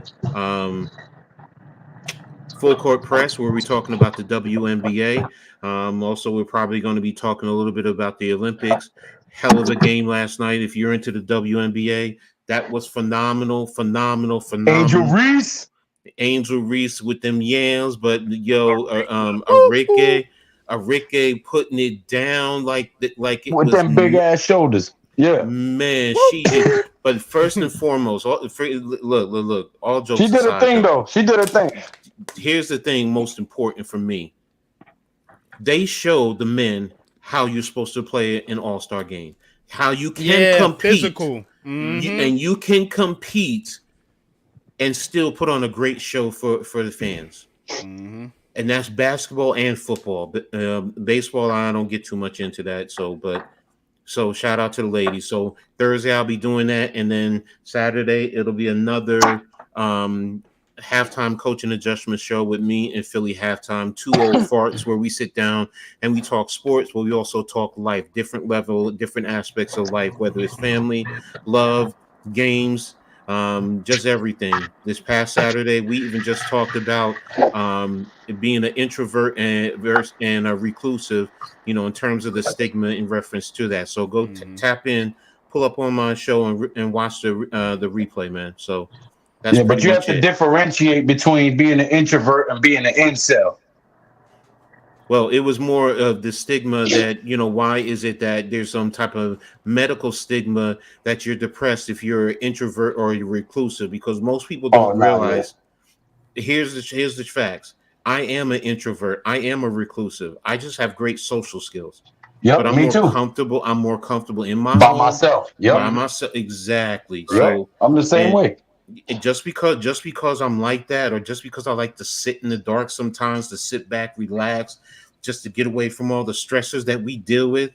It means we're just comfortable in our own brain, and they don't understand that. But you have the medical field that wants to sit there and say, "Oh, you're depressed. Let me give you a happy pill." And you don't understand what I go through. I mean, I had to set my doctor straight with that. I'm like, Doc, I'm not depressed. I'm not taking your medication just because you think I'm sitting in the dark, and you think that's a little bit weird to you. No, I'm comfortable. I have the TV on and I'm watching TV. And I said to him point blank, but if I go to a movie theater, don't they turn off all the lights and just have the screen on? It's the same daggone thing. So, but again, helps my you point focus. Actually, it's been proven that sitting in the dark helps you focus. It's good for mental clarity. Don't, man. Do I seem crazy? Do I seem exactly? So, but again, that's the thing that me and Philly at halftime we talk about. We talk about everything. We talked about gaming, Nintendo, the progression. My point is, we talk about everything, and it's a great show. So tune in, tap in, and I've already had NYG on. I'm working on getting Man Cave and Lou onto the show so they can be a part of it, and we can sit down and really talk some serious shit though. So, not just sports, man, because, people want to engage in more than just sports, man, just like today. Yeah. Yeah, they do, man. But I'm here to bring that smoke. Nah, let me stop. And I'm here. Yo, it's smoking. All right, Lou, what you got going on? Tell me what you got going on this week, brother. Well, I'm painting.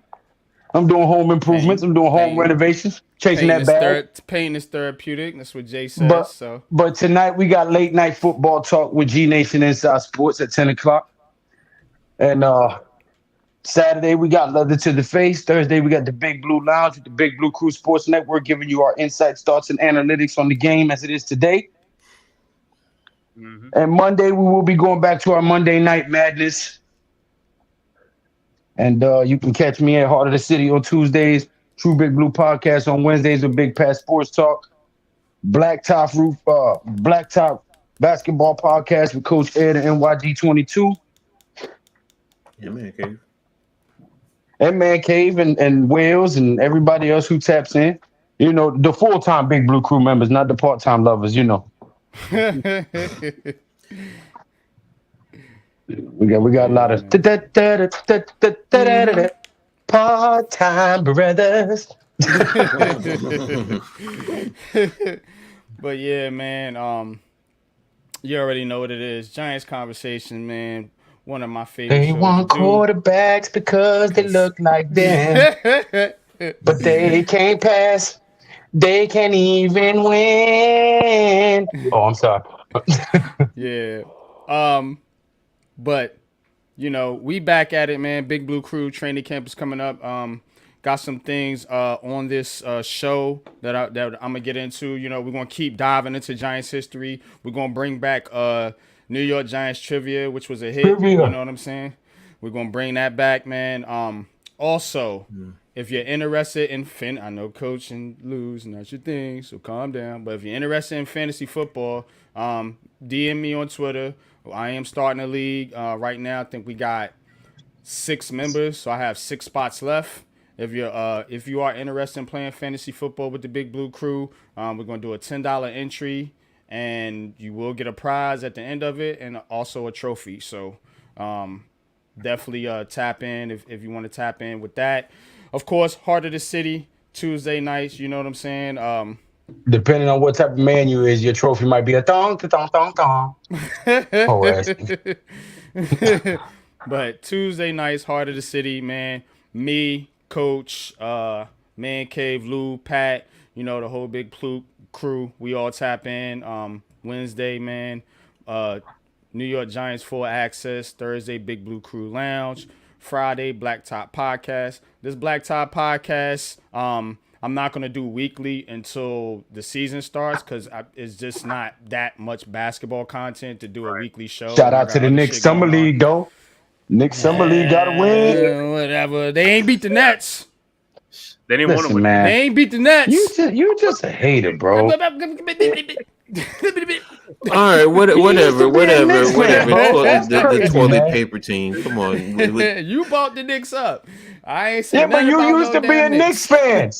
Man, how you used to be a Knicks fan and then talk shit about him? There's no used to be a Knicks fan, bro. The Knicks was never my team. The Knicks was somebody that I watched because I love basketball, and they was the only team that was on in my area because the Nets primarily were a Jersey team. We all know that. They didn't show Nets games. They showed Knicks games. But you was a Knicks fan. Oh, no, yeah. No, you're not going to back me into a corner on that one. No. You said it before that you was a Knicks fan. I said I watched the Knicks. Oh, man, come on. Watch it. Yeah, because... He jumped ship because they bought a Brooklyn team, man. That's horrible, man. No. The reason I don't fuck with the Knicks like that, man, is because of James Dolan and that ownership and how they never, till recently, wanted to build any type of team. They were just happy with selling tickets. And let's keep it a buck. That's what they were doing. You know what I'm saying? So I don't support teams like that. You know what I'm saying? So say what you want to say about my Nets and Giants and whoever else, man. But those are my teams. I don't talk shit about the Nets. I You don't? Most of the time I don't, but I've been lately because of your man, my brother Leaf. Yeah, with the tangerines. we go back and forth, man. But it's for me, it's love, man. Like, Formerly Knicks fans. It's a big brother, little brother type thing, but we're the bigger brother. The Knicks fans just don't. You can never be the little brother. You can never be the little. Don't start me because I'm gonna hit you with something, and it's facts, man. Because how can you be the big brother when the big brother is value is double the little brother? Because you're valued at 3.6. Hey, look.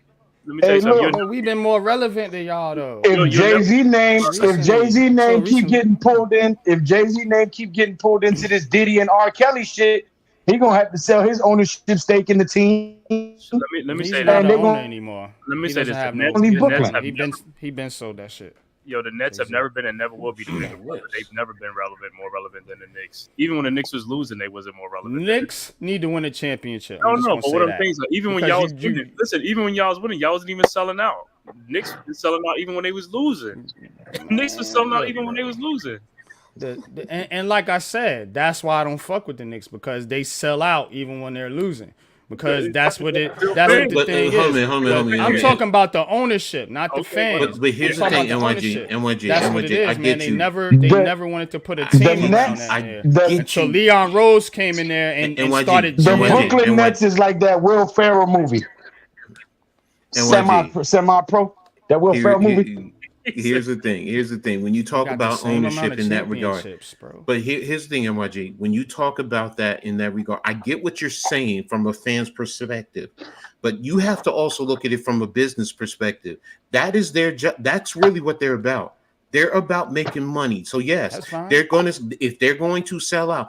Here's the thing. It's up to the fans not to buy that. So it's not the ownership's fault. It is the fans. That is the problem.